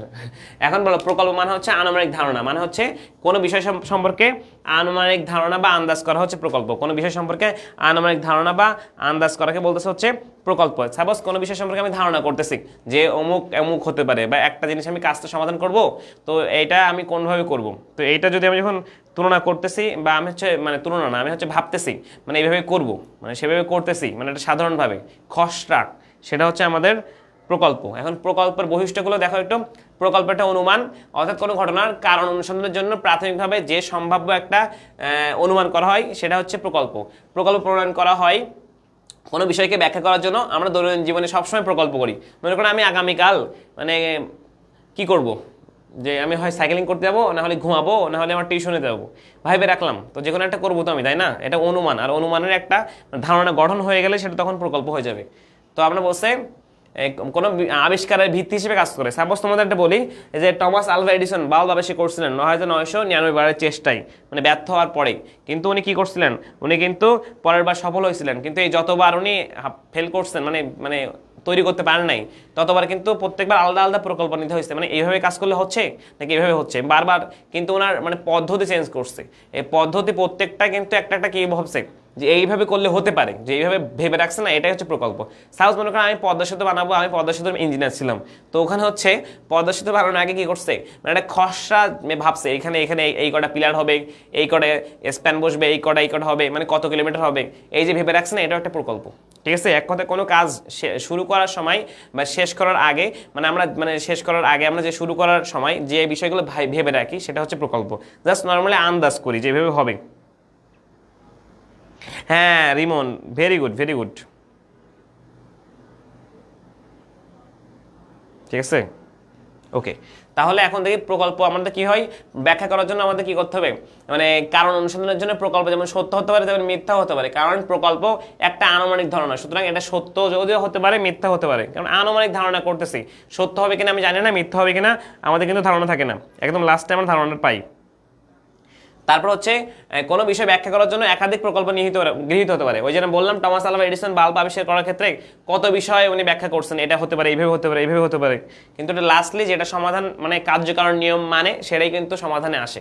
তো এখানে বলছে কোনো বিষয় ব্যাখ্যা করার জন্য প্রকল্প গৃহীত হতে হয়, কোনো ঘটনা ব্যাখ্যা করার জন্য প্রাথমিকভাবে যে প্রকল্প গ্রহণ করা হয় কার্যকর না হলে কিন্তু অন্য প্রকল্প গ্রহণ করতে হয়। মানে যেটা আমি গ্রহণ করছি সেটা কার্যকর হয় নাই, ফলপ্রসূ হয় নাই, আমি সাকসেস রেট নাই, তাহলে আমি চেঞ্জ করবো, এইটা চেঞ্জ করে একটি ঘটনা অন্য একটি প্রকল্পতে চলে যাই।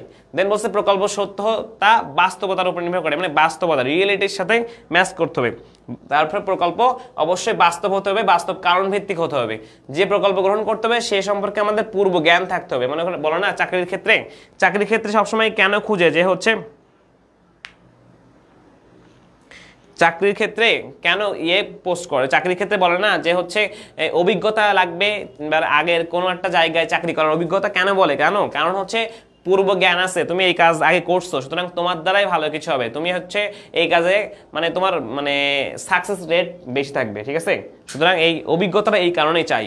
তারপর হচ্ছে প্রকল্পের স্তরটা দেখবো। প্রকল্পের স্তর হচ্ছে 4টা, মানে বিষয় হবে ঘটনা নিরীক্ষণ। মনে করো আমাদের বলছে 1 নম্বর প্রকল্পের বিষয় স্তর আছে না 4টা, একটা হচ্ছে ঘটনা নিরীক্ষণ, তারপর হচ্ছে আমাদের আনুমানিক ধারণা গঠন, তারপর সিদ্ধান্ত গ্রহণ, সিদ্ধান্ত যাচাইকরণ, এই 4টা জিনিস মনে রাখতে হবে। তো প্রকল্পের স্তর কয়টা আছে? 4টা। একটা হচ্ছে আমাদের বিষয় নিরীক্ষা করা, সাপোজ কোন একটা জিনিসকে আমরা কি করব মানে পর্যবেক্ষণ করব, ঠিকঠাকলি পর্যবেক্ষণ করেই তারপরে কিন্তু আমরা একটা সিদ্ধান্ততে যাওয়ার বিষয় আসবে। আগে প্রথমে কোনো জিনিসটা আমরা দেখবো, না দেখে কিন্তু আমরা মানে আগে থেকে লাফাবো না। সুতরাং আমাদের একটা আনুমানিক একটা কি করতে হবে, ওই ঘটনাটাকে নিরীক্ষণ করতে হবে ঠিকঠাক ভাবে, কিভাবে কাজ করতেছে না কাজ করতেছে। তো মনে করো একটা আপেল মাটিতে পড়ছিল, তো নিউটন ওখানে ছিল, তো নিউটন ওইটা দেখে কি করছে, বইটা পড়তে দেখে বলছিল মাটিতে যে কোনো একটা আকর্ষণ শক্তি আছে যার কারণে আপেলটা নিচে পড়তেছে। তো তিনি এই প্রকল্পের উপর ভিত্তি করে মানে উনি বলছিলেন যে আপেলটা যেহেতু নিচে পড়ছে, ওই নিচে পড়া দেখে উনি ভাবছেন অবশ্যই মাটিতে এমন একটা আকর্ষণ শক্তি আছে যার কারণে আপেলটা নিচে পড়তেছে। এই যে জিনিসটা ভাবলেন এটা হচ্ছে কি, এটা হচ্ছে ওনার কিন্তু একটা নিরীক্ষা করছে, একটা জিনিস অবজার্ভ করছে, এটা হচ্ছে ঘটনা নিরীক্ষণ। এখন হচ্ছে আনুমানিক ধারণা গঠন কি, উনি যে মাটিতে আপেলে পড়তে দেখছে না, এই পড়তে দেখে যে ওই যে বললো না অবশ্যই মাটিতে একটা আকর্ষণ বা টান শক্তি আছে, এই যে ওটা উনি হচ্ছে কি করলো, একটা প্রকল্প গ্রহণ করলো যে এটা থাকতে পারে, ঠিক আছে, বা একটা কিছু আছে বলে এটা আসছে। প্রথমে উনি ওই কি করছে, প্রথমে যে আপেলটা মাটিতে পড়ছে এটা যে পর্যবেক্ষণ করছে এটা হচ্ছে ঘটনা নিরীক্ষণ। পরে উনি ভাবছে যে আপেলটা যে নিচে পড়তেছে এই যে কারণটা, উনি কজ বের করতে মানে কোন কারণে ঘটতেছে, মানে কজেশন বের করতে বলছে, মানে রিজনটা কি। তো এটা হচ্ছে কি, এটা হচ্ছে আমাদের একটা প্রকল্প প্রণয়ন করছে যে কেন হয়েছে, কেন হয়েছে, কারণ হচ্ছে নিচে অবশ্যই কোনো টান শক্তি আছে, এটা হচ্ছে প্রকল্প প্রণয়ন। প্রথমটা বলছি ঘটনা নিরীক্ষণ, দেন হচ্ছে প্রকল্প প্রণয়ন, তারপর হচ্ছে আমাদের একটা আনুমানিক ধারণা গঠন বা সিদ্ধান্ত গ্রহণ বলছি। সিদ্ধান্ত গ্রহণ কি, উনি যে গাছ থেকে আপেল মাটিতে পড়ছে এ থেকে উনি লাস্টে কিন্তু সিদ্ধান্ত নিচ্ছে, উনি প্রথমে ধরে নিচ্ছে যে হয়তো টান আছে, পরে উনি সিদ্ধান্ত গ্রহণ করছে অবশ্যই একটা টান বা আকর্ষণ আছে যার কারণে আপেলটা নিচে পড়ছে। লাস্টলি উনি কি বলতেছে, সিদ্ধান্তটা যাচাই করছে, মানে আপেলটা আসলে নিচে পড়ছে যে মাধ্যাকর্ষণ শক্তি কাজ করতেছে কিনা, ওই শক্তিটা উনি কি করবে, যাচাই করবে।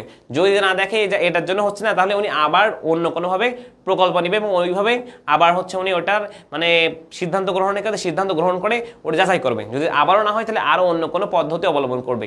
যেমন এই 9999 বার চেষ্টা করে হচ্ছে বাল্ব আবিষ্কার করছিল, এই যে এতবার প্রকল্প চেঞ্জ করতে হয়েছে। এই যে এ স্তরটা এমন মানে হচ্ছে 6th পর 7, 8 বা 7 পর 8 মানে 9, 10 পরীক্ষা দিয়ে তোমরা আসছো, এখন ইন্টার লেভেলে পরীক্ষা দিচ্ছ, ভার্সিটিতে উঠবে কদিন পরে। এই যে মানে সিকোয়েন্স মানতে হবে, ঠিক তেমনি প্রকল্পের এই 4টা সিকোয়েন্স তোমাকে মানতে হবে।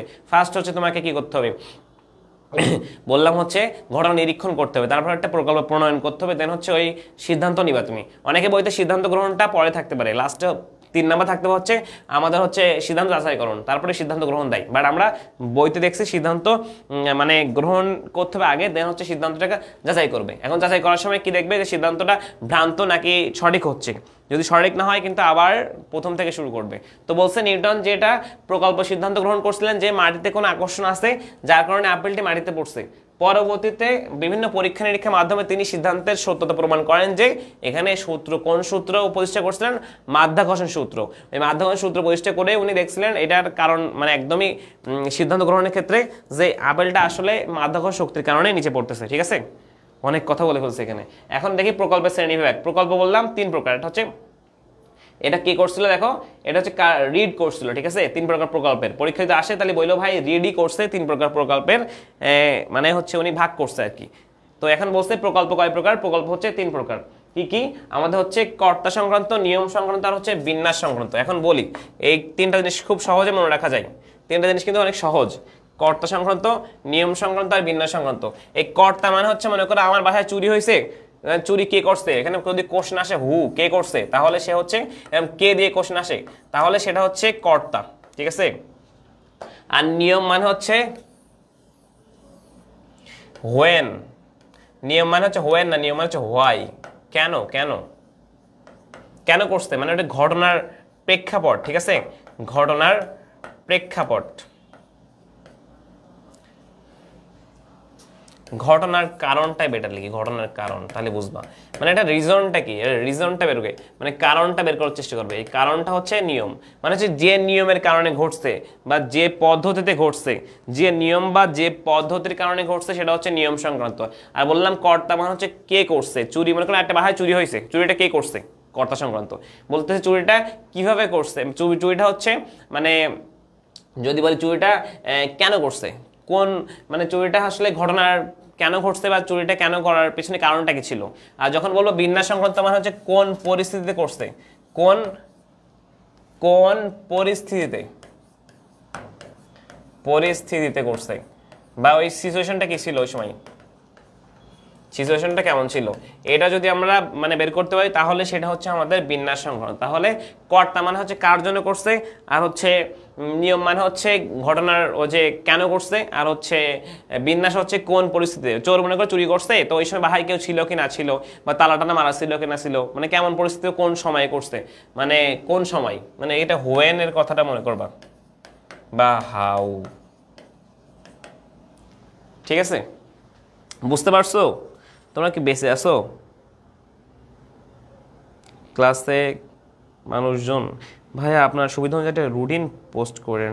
রুটিন বলতে কিসের রুটিনের কথা বলতেছো? পড়ার রুটিন? এখন যখন ইচ্ছা হয় তখনই পড়বো, যখন ইচ্ছা তখন ঘুমাবা, ওকে। এখন বৈধ প্রকল্পে কিছু শর্ত আছে। ফার্স্ট অফ অল বৈধ প্রকল্পের শর্ত হচ্ছে আমরা খেয়াল করবো প্রকল্প মানে কি হওয়া লাগবে। ফার্স্ট অফ অল একটা প্রকল্প বৈধ হতে গেলে সেটা বৈধ কি অবৈধ আমরা কিভাবে বুঝবো, এই যে 10টা গুণাবলী, এই 10টা গুণাবলী থাকা লাগবে, 10টা গুণাবলী থাকা লাগবে। এক নাম হচ্ছে প্রকল্পকে অবশ্যই সুনির্দিষ্ট হতে হবে, মানে তুমি মানে স্পেসিফিক ভাবে নির্দিষ্ট হয়নি বা মানে কে এই কাজটা করতেছে, ঘটনাটা কি। দেন হচ্ছে অবশ্যই যৌক্তিক, লজিক্যাল হতে হবে, লজিক্যাল না হলে কিন্তু হবে না, লজিক্যাল হতে হবে, ঠিক আছে। দেন হচ্ছে প্রাসঙ্গিক, মানে রিলেটেড হতে হবে, রিলেটেড বা এই রিলেটেড না হলে বা রিলিভেন্ট না হলে কিন্তু হবে না। এটাকে অবশ্যই প্রকল্পকে সুনির্দিষ্ট হতে হবে, যৌক্তিক হতে হবে। তারপর হচ্ছে কি বলছি আমাদের আছে গুড। তারপর হচ্ছে প্রাসঙ্গিক হতে হবে, প্রকল্পকে প্রমাণযোগ্য হতে হবে, সেটাকে যেন তুমি কি করতে হবে, যে প্রুফটা বা প্রমাণ করতে হবে যেটা এই কারণে ঘটতেছে, এই প্রমাণটার কেন এমসিকিউ ভালো হয় না কেন, এমসিকিউ তো সহজই আসছে। প্রকল্পকে বাস্তব কারণ ভিত্তিক হতে হবে, প্রকল্প অবশ্যই বাস্তব কারণ ভিত্তিক হবে। তাহলে প্রকল্পকে সত্যের সাথে সামঞ্জস্যপূর্ণ হতে হবে, প্রকল্প অবশ্যই সত্যের সাথে মানে সত্যের সাথে যেন সামঞ্জস্যপূর্ণ হয় এবং সেটাকে সামঞ্জস্যপূর্ণ ধারণায় প্রকাশ করতে হবে। প্রকল্পকে বিষয় বা ঘটনা যাতে ব্যাখ্যা করার জন্য পর্যাপ্ত হতে হবে এবং প্রকল্প হতে হবে বাস্তব কারণ অনুসন্ধান ভিত্তিক, মানে বাস্তব কারণটা যেন সে মানে ইনভেস্টিগেট করতে পারে। নেক্সট প্রকল্প আত্মবিরোধী হবে না, মানে আমি যে অ্যান্সারটা দিছি সেটা যেন সেটার বিরোধী না হয়। এক কথা মনে করো আমি বলছি আমি আজকে ভার্সিটিতে আই নাই কারণ হচ্ছে আমার ভালো লাগতেছিল না, কিন্তু আসলে আমি হচ্ছে অসুস্থ ছিলাম, হসপিটালে ছিলাম, কিন্তু স্যার বললো হচ্ছে ডাক্তার দেখাচ্ছে, সেটা হচ্ছে ব্যবস্থাপত্র কোথায়, প্রেসক্রিপশন কোথায়, ও স্যার নাই। তার মানে উনি বুঝে গেল যে আসলে এটা আমি মিথ্যা বলছি, আমি যে অজুহাতটা দেখালাম অজুহাতটা আসলে প্রুভ করতে পারতেছে না যে সত্য। তার মানে এটা হচ্ছে আমার মানে যে বিষয়টা দেখাচ্ছে সেটা হচ্ছে তার বাস্তব কারণ ভিত্তিক হচ্ছে না, ঠিক আছে। সিটিজি ওকে। তাহলে এরপরে দেখো আমরা বললাম প্রকল্পের প্রমাণের ক্ষেত্রে 5টা জিনিস আছে। প্রথমত যাচাইকরণ, প্রকল্প তুমি যে প্রমাণ করবে, এতক্ষণ আমরা বৈধ প্রকল্পের শর্ত দেখলাম, প্রকল্পের স্তর দেখলাম, প্রকল্পের শ্রেণী বিভাগ দেখলাম। দেখো অধ্যায় কিন্তু আলোচনা করে শেষ করে ফেলতেছি। এখন যদি বলো ভাইয়া পড়ি নাই, ভাই তুমি এক অধ্যায় আলোচনা করছি, ক্লাসটা মিস করলেও দরকার হলে পরে ক্লাসে দেখবা বা তুমি ইউটিউব আপলোড করবো সেখান থেকে দেখবা। তারপর হচ্ছে এই 4 অধ্যায় শেষ করতেছি, তাই একদিনেই 2টা অধ্যায় শেষ করে ফেলতেছি। ভাই আর কি লাগে, কালকেও 2টা অধ্যায় শেষ করবো, কালকে 2টা না 3টা অধ্যায় শেষ করে দেবো, যাও। তাহলে বই শেষ, নেক্সট দিন একটা এমসিকিউ ক্লাস নিব 1-1.5 ঘন্টা, ব্যাস শেষ ভাই। তারপরেও পরীক্ষা খারাপ হইলে মুঝে মাফ করনা হে।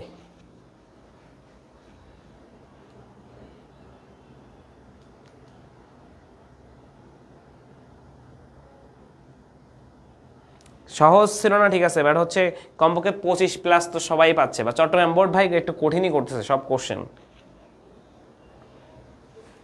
ঠিক আছে। তাহলে এখন প্রকল্পের প্রমাণের ক্ষেত্রে দেখি। প্রকল্পের প্রমাণের ক্ষেত্রে আমরা দেখতেছি প্রকল্প হচ্ছে প্রথমটা যাচাইকরণ, মানে আমাকে এই প্রকল্পটা যাচাই করতে হবে, মানে সেটা কি সত্য নাকি মিথ্যা, সেটা সত্য নাকি মিথ্যা সেটা কিন্তু আমাকে যাচাই করতে হবে। মানে প্রকল্প যাচাই করতে গেলে আমরা দুইভাবে করতে পারি, একটা হচ্ছে প্রত্যক্ষ যাচাইকরণ আর একটা হচ্ছে পরোক্ষ যাচাইকরণ। প্রত্যক্ষ যাচাইকরণ মানে হচ্ছে তুমি সেখানে সরাসরি ইনভলভ থেকে যাচাই করবা, আর পরোক্ষ যাচাইকরণ মানে হচ্ছে তুমি কি করবা, অন্যজনের মাধ্যমে যাচাই করবা। তাহলে যাচাইকরণও কিন্তু দুই প্রকার। তাহলে প্রথম বলছে প্রকল্পের প্রমাণের ক্ষেত্রে প্রথম পয়েন্টটা হচ্ছে যাচাইকরণ, আর যাচাইকরণ দুই প্রকার, একটা হচ্ছে প্রত্যক্ষ যাচাইকরণ আর একটা হচ্ছে পরোক্ষ যাচাইকরণ। এখন বলছে প্রত্যক্ষ যাচাইকরণ মানে হচ্ছে কোনো প্রকল্প যখন নিজে থেকেই প্রত্যক্ষ অভিজ্ঞতা ভিত্তিতে যাচাই করা হয় তখন সেটা হচ্ছে প্রত্যক্ষ যাচাইকরণ। এমসিকিউ আসতে পারে, এই জন্য পড়াই দিচ্ছি। তো এখানে প্রত্যক্ষ যাচাইকরণ হচ্ছে কি করবে, তোমার নিরীক্ষণের মাধ্যমে পরীক্ষণের মাধ্যমে প্রত্যক্ষ যাচাইকরণ করা হয়। আর পরোক্ষ যাচাইকরণ কখন করা হয়, সেটা হচ্ছে আরোহমূলক আর ঘটনা সংকলন। মনে রাখবা, যদি বলে পরীক্ষণের মাধ্যমে যাচাইকরণটা কোন ধরনের, সেটা হচ্ছে কিন্তু প্রত্যক্ষ, আর যে অবরোহমূলক বা ঘটনা সংকলন এটা হচ্ছে পরোক্ষ যাচাইকরণ, ঠিক আছে। তাহলে যাচাইকরণ হচ্ছে দুই প্রকার ছিল, প্রত্যক্ষ পরোক্ষ। আর প্রত্যক্ষ দুইভাবে করা হয়, পরোক্ষ দুইভাবে করা হয় স্যার। প্রত্যক্ষ হচ্ছে কি পরীক্ষণ নিরীক্ষণ, আর হচ্ছে পরোক্ষ হচ্ছে অবরোহ আর ঘটনা সংকলন। তাহলে প্রকল্পের প্রমাণের ক্ষেত্রে প্রথম পয়েন্টটা দেখছিলাম যাচাইকরণ, প্রথম পয়েন্টটা কি দেখছিলাম, প্রথম পয়েন্টটা দেখছিলাম যাচাইকরণ। আর পরের পয়েন্টগুলো প্রকল্পের প্রমাণের ক্ষেত্রে দেখলাম যে প্রথমটা ছিল 1 নাম্বার ছিল হচ্ছে যাচাইকরণ,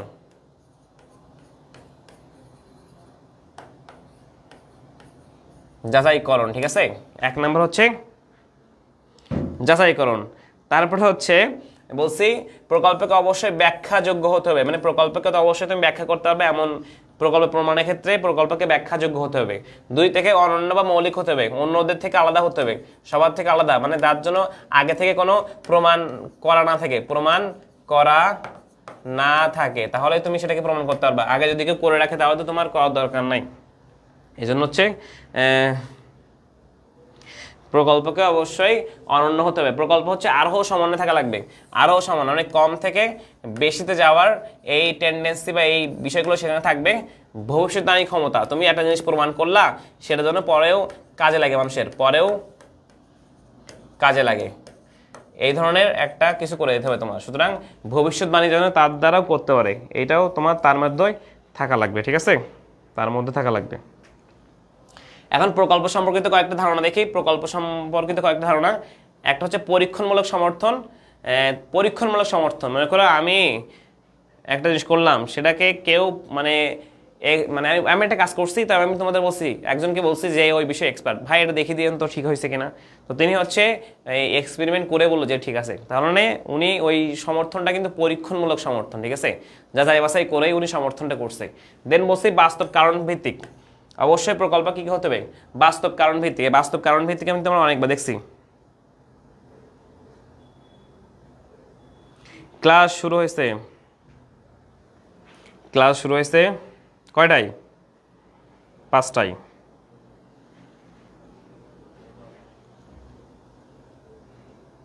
এমসিকে ভালো করতে হবে হচ্ছে ভাই তোমার কোনো মানে আইডিয়া নেই, আইডিয়া হচ্ছে আমি ক্লাস নিব 5-6 ঘন্টার, আজকে যেরকম 2 ঘন্টা নিচ্ছে একটা, কালকে 2 ঘন্টা 3 ঘন্টা ক্লাস নেবে 5 ঘন্টা, আর 1 ঘন্টা সেকেন্ড, মোট 6 ঘন্টা ক্লাস নেব সেকেন্ড পেপারে। তুমি 6 ঘন্টা ক্লাস সময়, তোমার 6 ঘন্টা সময় নাই, তো 6 ঘন্টা ক্লাস করো এনাফ। তুমি এমসিকে ভালো না করলে আমাকে মারবা ধরে আসে, ঠিক আছে, মারতে না পারলে বকা দিও, গালিও দিতে পারো, আমি সেটাও তোমাকে মানে তোমাকে একদমই উন্মুক্ত করে দিলাম, দিতে পারো, কোনো সমস্যা নেই। তাহলে বললাম প্রকল্পের আমাদের ধারণা একটা বলছে পরীক্ষণমূলক সমর্থন থাকা লাগবে, সে কথা বললাম। বাস্তব কারণ ভিত্তিক হতে হবে, প্রতিবেদক অনুকল্প ওটা সংক্ষিপ্ত রূপে যেন প্রকাশ করতে পারো। সংকট উত্তরক দৃষ্টান্ত, মনে করো কোনো সমস্যায় পড়লে উপস্থিত বুদ্ধির মাধ্যমে সেটা হচ্ছে সমাধান যেন করতে পারি। দেন হচ্ছে সংকট উত্তরক দৃষ্টান্ত কথা বললাম, বা চরম দৃষ্টান্ত। তারপরে বললাম হচ্ছে কাজ চালানো প্রকল্প, হঠাৎ করে কোনো কিছু হলে যাতে আমি কাজটা চালাতে পারি, যেন কাজটা বন্ধ না করে দিতে হয়। তারপরে বললাম আমাদের হচ্ছে আরোহ সমন্বয়, আমার হচ্ছে আরোহ সমন্বয় থাকা লাগবে, ঠিক আছে। মানে আমি যে আরোহ সমন্বয় যে কথা বললাম, কম থেকে বেশিতে যাওয়ার বিষয় এটা থাকবে। দেন হচ্ছে প্রকল্প, মতবাদ, বিষয় বা ঘটনা। এই যে মতবাদ, প্রকল্প মানে তো বুঝি বা আমাদের অনুমানটা। দেন হচ্ছে মতবাদ মানে হচ্ছে বুঝি কোনো একটা ব্যক্তির যে কথাবার্তা, মানে যেটা হচ্ছে আমাদের সবাই মেনে নিচ্ছে, মতবাদ। আর নিয়ম মানে তো বুঝি, যে নিয়ম কখন হয়, নিয়ম হচ্ছে তখন হবে যখন ল বা তোমার হচ্ছে মানে রুলস মানবে সে। ঘটনাটা বুঝি কোনো একটা জিনিস ঘটে যাওয়া। এখন প্রকল্পের ক্ষেত্রে বিভিন্ন জিনিসের প্রকল্প আসলে কেন প্রয়োজন এই কথাটা বলছে। প্রকল্প থেকে যারা সিকিউ লিখবা তাদের হচ্ছে এই প্রকল্পের ক্ষেত্রে এই 4 অধ্যায়ে যারা সিকিউ লিখবা সেখানে তোমার কয়েকটা জিনিস মাথায় রাখতে হবে, মানে কি কি পড়তে হবে মাস্ট। তার মধ্যে হচ্ছে বৈধ প্রকল্পের শর্ত, বৈধ প্রকল্পের শর্ত পড়তে হবে। দেন হচ্ছে তোমার বলছি আর কি পড়তে হবে, বৈধ প্রকল্পের শর্ত। তারপর হচ্ছে তোমার পড়তে হবে প্রকল্পের প্রমাণ।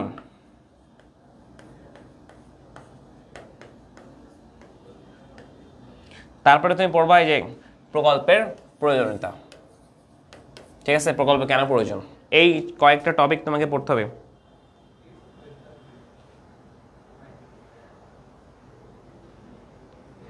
এখন বলছে বৈজ্ঞানিক অনুসন্ধানের জন্য প্রকল্প অপরিহার্য, মানে বৈজ্ঞানিক যত কাজই করছে তার প্রকল্প ছাড়া হয়ই নাই, ঠিক আছে।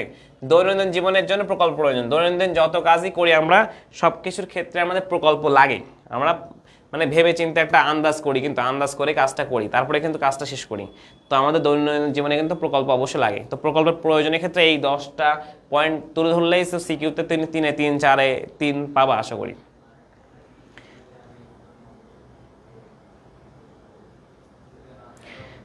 ইশরাত 3 অধ্যায় থেকে, মানে সেকেন্ড পেপার থেকে কোন অধ্যায় থেকে তুমি হচ্ছে দ্বিতীয় পত্রে হচ্ছে তুমি কোন অধ্যায় দিবা, তুমি 1, 2, 3 এই 3টা অধ্যায় সিকিউ দিলে ভালো হয়, মানে বেশি। তো 1 অধ্যায় তো পড়ানো শেষ আমাদের, কালকে 2 অধ্যায় পড়াবো, কালকে 3 অধ্যায়ে পড়াবো, কালকে হচ্ছে 2ও শেষ করবো। তাহলে এই এই কমপক্ষে এই 3টা থেকে তুমি হচ্ছে 6 থেকে 7 বা 8টা কোশ্চেন পাবা এই 3টা অধ্যায় থেকে। তো আর বাকি 2টা অধ্যায় থেকে তুমি আর ওই 2-3টা পাবা। দেখো এখানে তা বলছে নিরীক্ষণ ও পরীক্ষণের জন্য প্রকল্প প্রয়োজন। নিরীক্ষণ মানে হচ্ছে কি, যেটা আমাদের প্রাকৃতিক পরিবেশে করা হয়, কালকে বলছিলাম প্রাকৃতিক পরিবেশে করা হয়।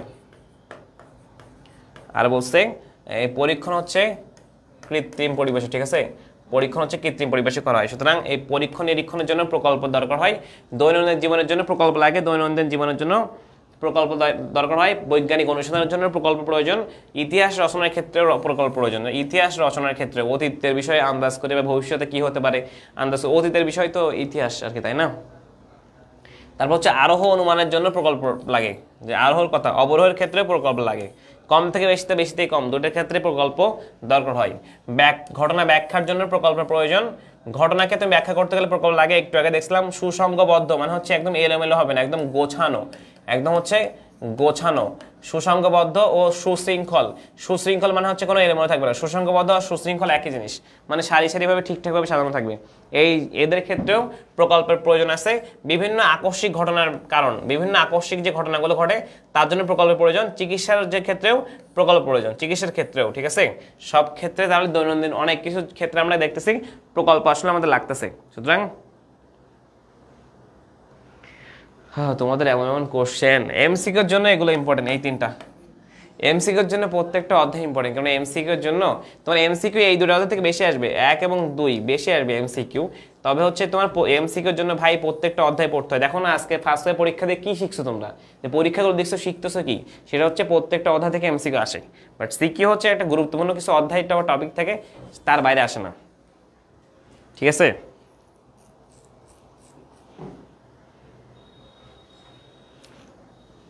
ওকে, তাহলে আমরা পরে যাই।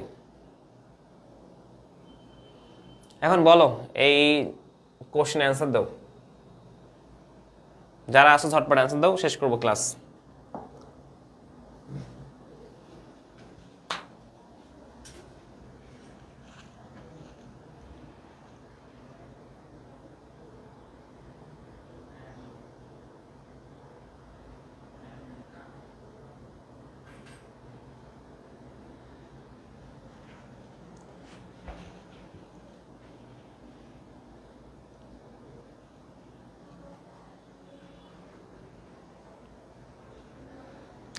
এমসিকিউ উত্তর করো সবাই, এমসিকিউ গুলো উত্তর করো। বলতে হচ্ছে প্রকল্পের কাজ কি, প্রকল্পকে বলতে আমরা কি বুঝি, প্রকল্পের স্তর কয়টা, বৈধ প্রকল্পের আকস্মিক শর্ত কোনটি, যাচাইকরণ কয় প্রকার, সমস্যা দেখা দিলে কি করতে হবে। তো এরকম কোশ্চেন আসবে, মানে 4 অধ্যায় কিন্তু একটু টোটালি এনোমেল একটা অধ্যায়। সিকিউ এখান থেকে লিখলে ওই যেগুলো কথা বললাম ওগুলো থেকে লিখবা, বাট এমসিকিউ লিখলে ভাই তোমাকে হচ্ছে এমসিকিউ লিখলে অবশ্যই তোমাকে আশামনি আসছে আমাদের সাথে, ওকে।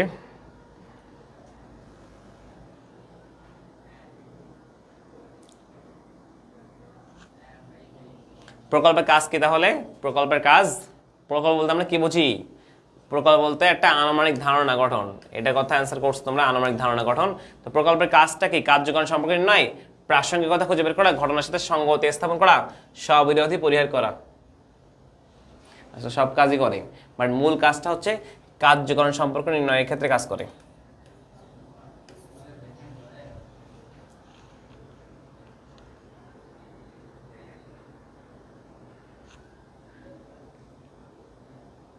দেখো এগুলো সব কাজই করে, কিন্তু হচ্ছে মূল কাজ কোনটা করে সেটা দেখতে হবে আমাদের। প্রকল্পের স্তর কয়টা, একটু আগে দেখছি 3 দাগ, সঞ্জিতা লিমা বলছে প্রকল্পের স্তর কয়টা। পিডিএফ ক্লাস শেষে দিব, আর যে রয় ক্লাস শেষে পিডিএফ দিব।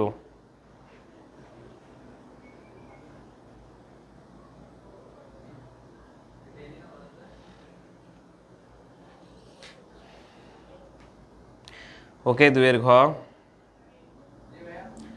তাহলে হচ্ছে প্রকল্পের স্তর কিন্তু 4টা, প্রকল্পের 4টা কি কি বলছিলাম আমাদের হচ্ছে ঘটনা নিরীক্ষণ, আমি একটু লিখে দেই তোমাদের মনে পড়বে না, নিরীক্ষণ,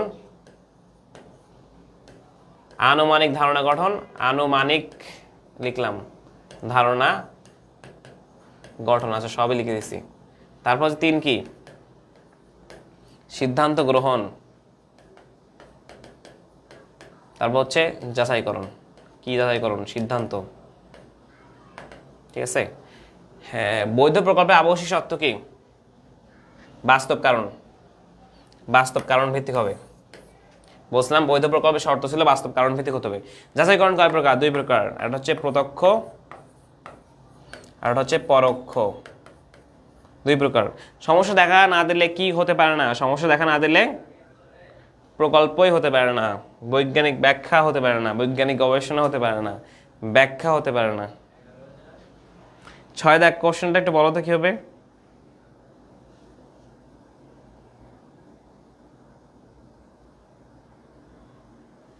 3-4টা পয়েন্টে পার্থক্য দিলে একটু কম হয়ে যায় না তুমি, হ্যাঁ আমি বলি ঘ দাগে কিন্তু পয়েন্ট টপ, ঘ দাগে লেখার ক্ষেত্রে 4টা পয়েন্ট ইউজ করতে, 4টা পয়েন্ট বলতে মানে ফার্স্ট হচ্ছে মানে কার কার পার্থক্য আছে বা কোনটার কোনটা পার্থক্য সেটা উল্লেখ করলা, দেন ওই দুটার ব্যাখ্যা দিলা, দেন 3 নাম্বারে তুমি হচ্ছে 3 নাম্বার পার্টটাতে তুমি ওই দুটার পার্থক্য দেখাতে গেলে 3-4 নাম্বার পার্টে, তখন তুমি পার্থক্য 4-3-4টা বা পয়েন্ট না 4-5টা পয়েন্ট দিলে ভালো হয়, তখন তুমি ফুল মার্কস না পেলে কমপক্ষে 3 মার্কস তো পাবা, তো 3ই এনাফ। তুমি ভাই 70-এর ভিতরে তোমাকে বলতেছেন না যে ভাই তুমি 70-এর ভিতরে তুমি হচ্ছে 68 পাও, তোমাকে বলছি ভাই তুমি 70-এর ভিতরে তুমি হচ্ছে 64 বা 63 পাও, এনাফ ভাই। 60ও পাও তুমি ভাই, 60ও পাও, সমস্যা নেই, কিন্তু আমার এমসিকিউ 30-এ তোমাকে পেতে হবে হচ্ছে কমপক্ষে 25 তুমি পাও যে কোনো পরীক্ষায়, বা তুমি 24 তো পাও, আচ্ছা আরও পাও 22 পাও ভাই, মানে 30-এর মধ্যে।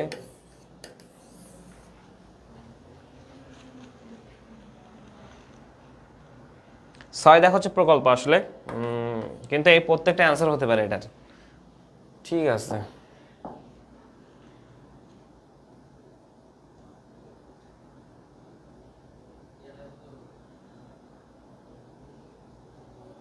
সাত দাগ থাকে, 8 দাগ থেকে বলা আছে 7 দাগ।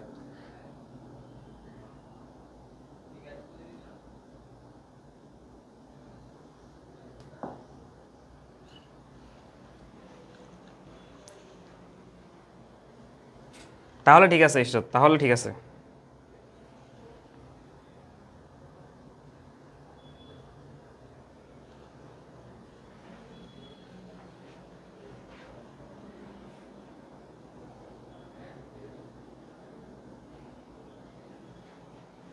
ভাই এমসিকিউ করাবেন যে শুধু মেইন টপিক বুঝাবেন না, কোথায় ছিলা তুমি ভাই? আজ 2 ঘন্টা ক্লাস নিলাম 2টা অধ্যায়ের, এগুলো কি মেইন না?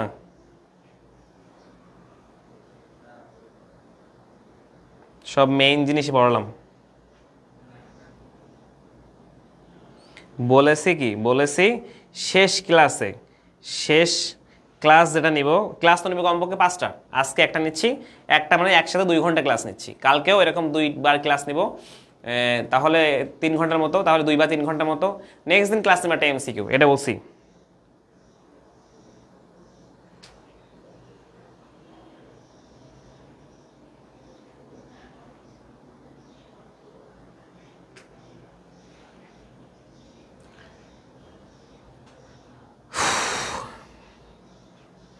আরোহণ মানে জনককে, আরোহণ ও জনককে, এগুলো তো অ্যারিস্টটল বা মিল, কোনটা হবে? আরোহণ মান, দেখো আরোহ আর অবরোহ এটার মানে পার্থক্যটা করছিল মিলই, আবার এটা অ্যারিস্টটল তো প্রকাশ করে গেছে, সুতরাং মিল দিলে ঠিক হবে।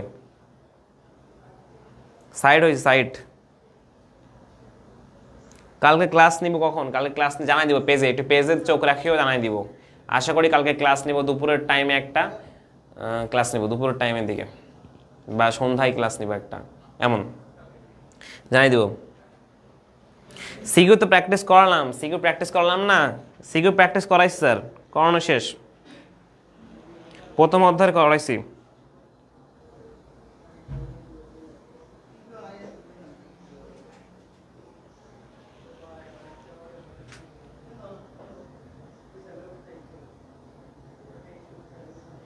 হ্যাঁ এখনই। ওকে তোমরা অ্যান্সার করো, আমি শেষ করে দেবো। ওকে সবার অ্যান্সার।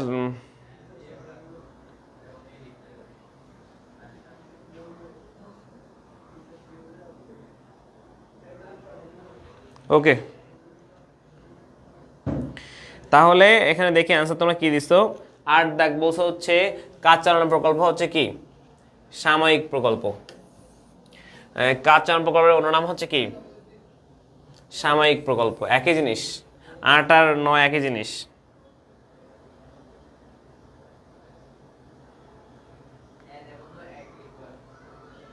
উনত্রিশটা এমসিকিউ হয়েছে, 30টা, এগুলো সেরা না? সেরা তো।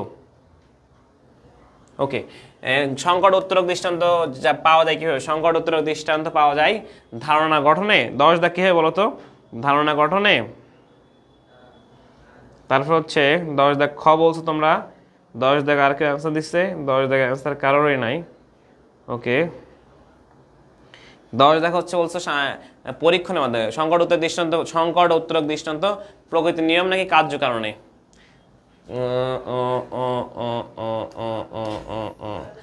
পরীক্ষণ নিরীক্ষণের মাধ্যমে প্রকল্প প্রমাণ করাকে কি বলে? পরীক্ষণ নিরীক্ষণ। পরীক্ষণ নিরীক্ষণ হচ্ছে আরোহ সমন্বয়, আরোহ সমন্বয়, আরোহ প্রত্যক্ষ সমর্থন। ভাই এটা তো অ্যান্সার খুঁজে পাচ্ছি না। 11 দাগ কি হবে? শেষ ভাই শেষ আমার। 11 দাগ হচ্ছে কি হবে বলো? এটা হওয়ার কথা, প্রত্যক্ষ সমর্থনটা বেশি হচ্ছে, বাট দুইটা অ্যান্সার মনে হচ্ছে আমার। ঠিক আছে ওকে তাহলে যাক যাক সেরা। আচ্ছা এটাও কথা বলছো, এটাও হতে পারে, আমি শিওর না আসলে, এটা জিনিসটা আমি ভুলে যাচ্ছি। নিরীক্ষণ পরীক্ষণের মাধ্যমে প্রকল্প প্রমাণ করাই কি বলে? আরও সমন্বয় হইতে পারে, আই এম নট শিওর। দেখিও এটা জানি না ভাই, এটা নিয়ে কনফ্লিক্ট বাড়াতে যাচ্ছি না, ক্লোজ করি। এখানে দেখো কিছু কোশ্চেন আছে, কোশ্চেনগুলো একটু তোমাদের দিয়ে দেবো পিডিএফটা দেখলে বুঝবা। এই কোশ্চেনের পিডিএফটা আমি দিয়ে দেবো। তো কোশ্চেনের পিডিএফটা দিলে আশা করি তোমরা তখন পারবা। ঠিক আছে কোশ্চেনের পিডিএফটা দিলে আশা করি তোমরা তখন পারবা কোনটা কি অ্যান্সার হবে, তোমরা নিজেরাই পারবা। মানে একটু দেখিও এই কোশ্চেনগুলো, একটু দেখিও যে কোশ্চেনের পিডিএফটা এখনই তোমাদের গ্রুপগুলো দিয়ে দিচ্ছি। তো দেখলে তোমরা বুঝবা আসলে কেমন টাইপের কোশ্চেন হচ্ছে পরীক্ষায়, কেমন টাইপের কোশ্চেন তোমাদের পরীক্ষা হবে, এগুলো একটু বুঝতে পারবা। তো আশা করি তোমাদের সেকেন্ড পেপার, যেহেতু আজকে 2টা অধ্যায় পড়লাম, কোন কোন অধ্যায়? অধ্যায় হচ্ছে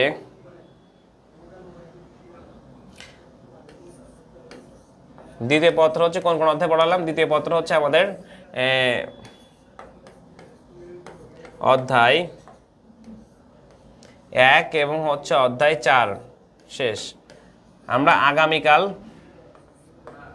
টাইম জানাই দেবো তোমাদের কখন নিব। আগামীকাল হচ্ছে আমরা কোন কোন অধ্যায় 2, 3 এবং 6 2 অধ্যায় আর 6 অধ্যায় একবারে নিব, তারপর 3 অধ্যায় আবার নিব, বা একবারে নিলে বেশি সময় লাগবে 3 ঘন্টার মতো। তাহলে আমরা এই 2 অধ্যায়ের সাথে 6 অধ্যায়টা পড়াই দিব, তারপরে হচ্ছে 3, মনে করো এখানেও মানে ক্লাস নিব 2বার, মানে 2টা। তাহলে হচ্ছে কালকে আমাদের শেষ হয়ে যাবে। দেন হচ্ছে পরশু মানে কাল দিন পরের দিন লাস্ট পরীক্ষার আগে আমরা বিকালে বা সন্ধ্যার পরে আমরা হচ্ছে একটা এমসিকিউ ক্লাস নিব। আর সিকিউ তো এখন প্রত্যেকটা ক্লাসে দেখাচ্ছি, যেমন 3 অধ্যায় সবটা দেখালাম, 4 অধ্যায়টা দেখাচ্ছি না, এগুলো সহজে আমি সবসময় বলি স্কিপ করতে। আমরা এমসিকিউ ক্লাস নিব পরীক্ষার আগের দিন, ঠিক আছে?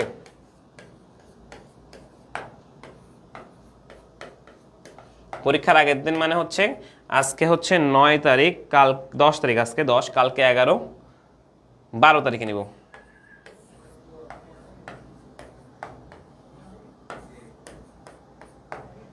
ওকে ওকে স্যার, তাইলে ওকে স্যার, ঠিক আছে। ওকে, তাহলে হচ্ছে আমরা আজকের মতো ক্লাস এখানেই শেষ করতে পারি। তো তোমরা সবাই ভালোভাবে পড়ো। শেষই তো, তোমার তো বাসায় পড়া লাগতেছে না, আমি তো 1 আর 4 পড়াই ফেলছি। তো ক্লাসটা আবার করিও, যারা ক্লাস পুরোটা করো নাই তারা হচ্ছে ক্লাসটা আবার করবা। এই যে 1 ঘন্টা 50 মিনিটের মতো ক্লাস নিছি, তো এই ক্লাসটা যারা ক্লাস মিস করছো তারা হচ্ছে ক্লাসটা আবার করবা, আর যারা করছো তারা তো আর করা লাগতেছে না, বাট সিকিউএমসিগুলো একটু প্র্যাকটিস করিও। তো আজকের মতো এখানেই শেষ করি, পরবর্তী আগামীকালকে ক্লাসে আবার দেখা হবে। এইগুলো সবই তো ফ্রি নিচ্ছি ভাই, কোনো টাকা পয়সা নিচ্ছি না কিন্তু। তো পরবর্তী ক্লাসে আবার দেখা হবে, সেই পর্যন্ত সবাই ভালো থাকো, সুস্থ থাকো। আর যারা এখন মাত্র আসো তারা কালকে করে নিও, পিডিএফ পেয়ে যাবে এখনই। ওকে, তাহলে আজকের মতো এখানে শেষ। আসসালামু আলাইকুম।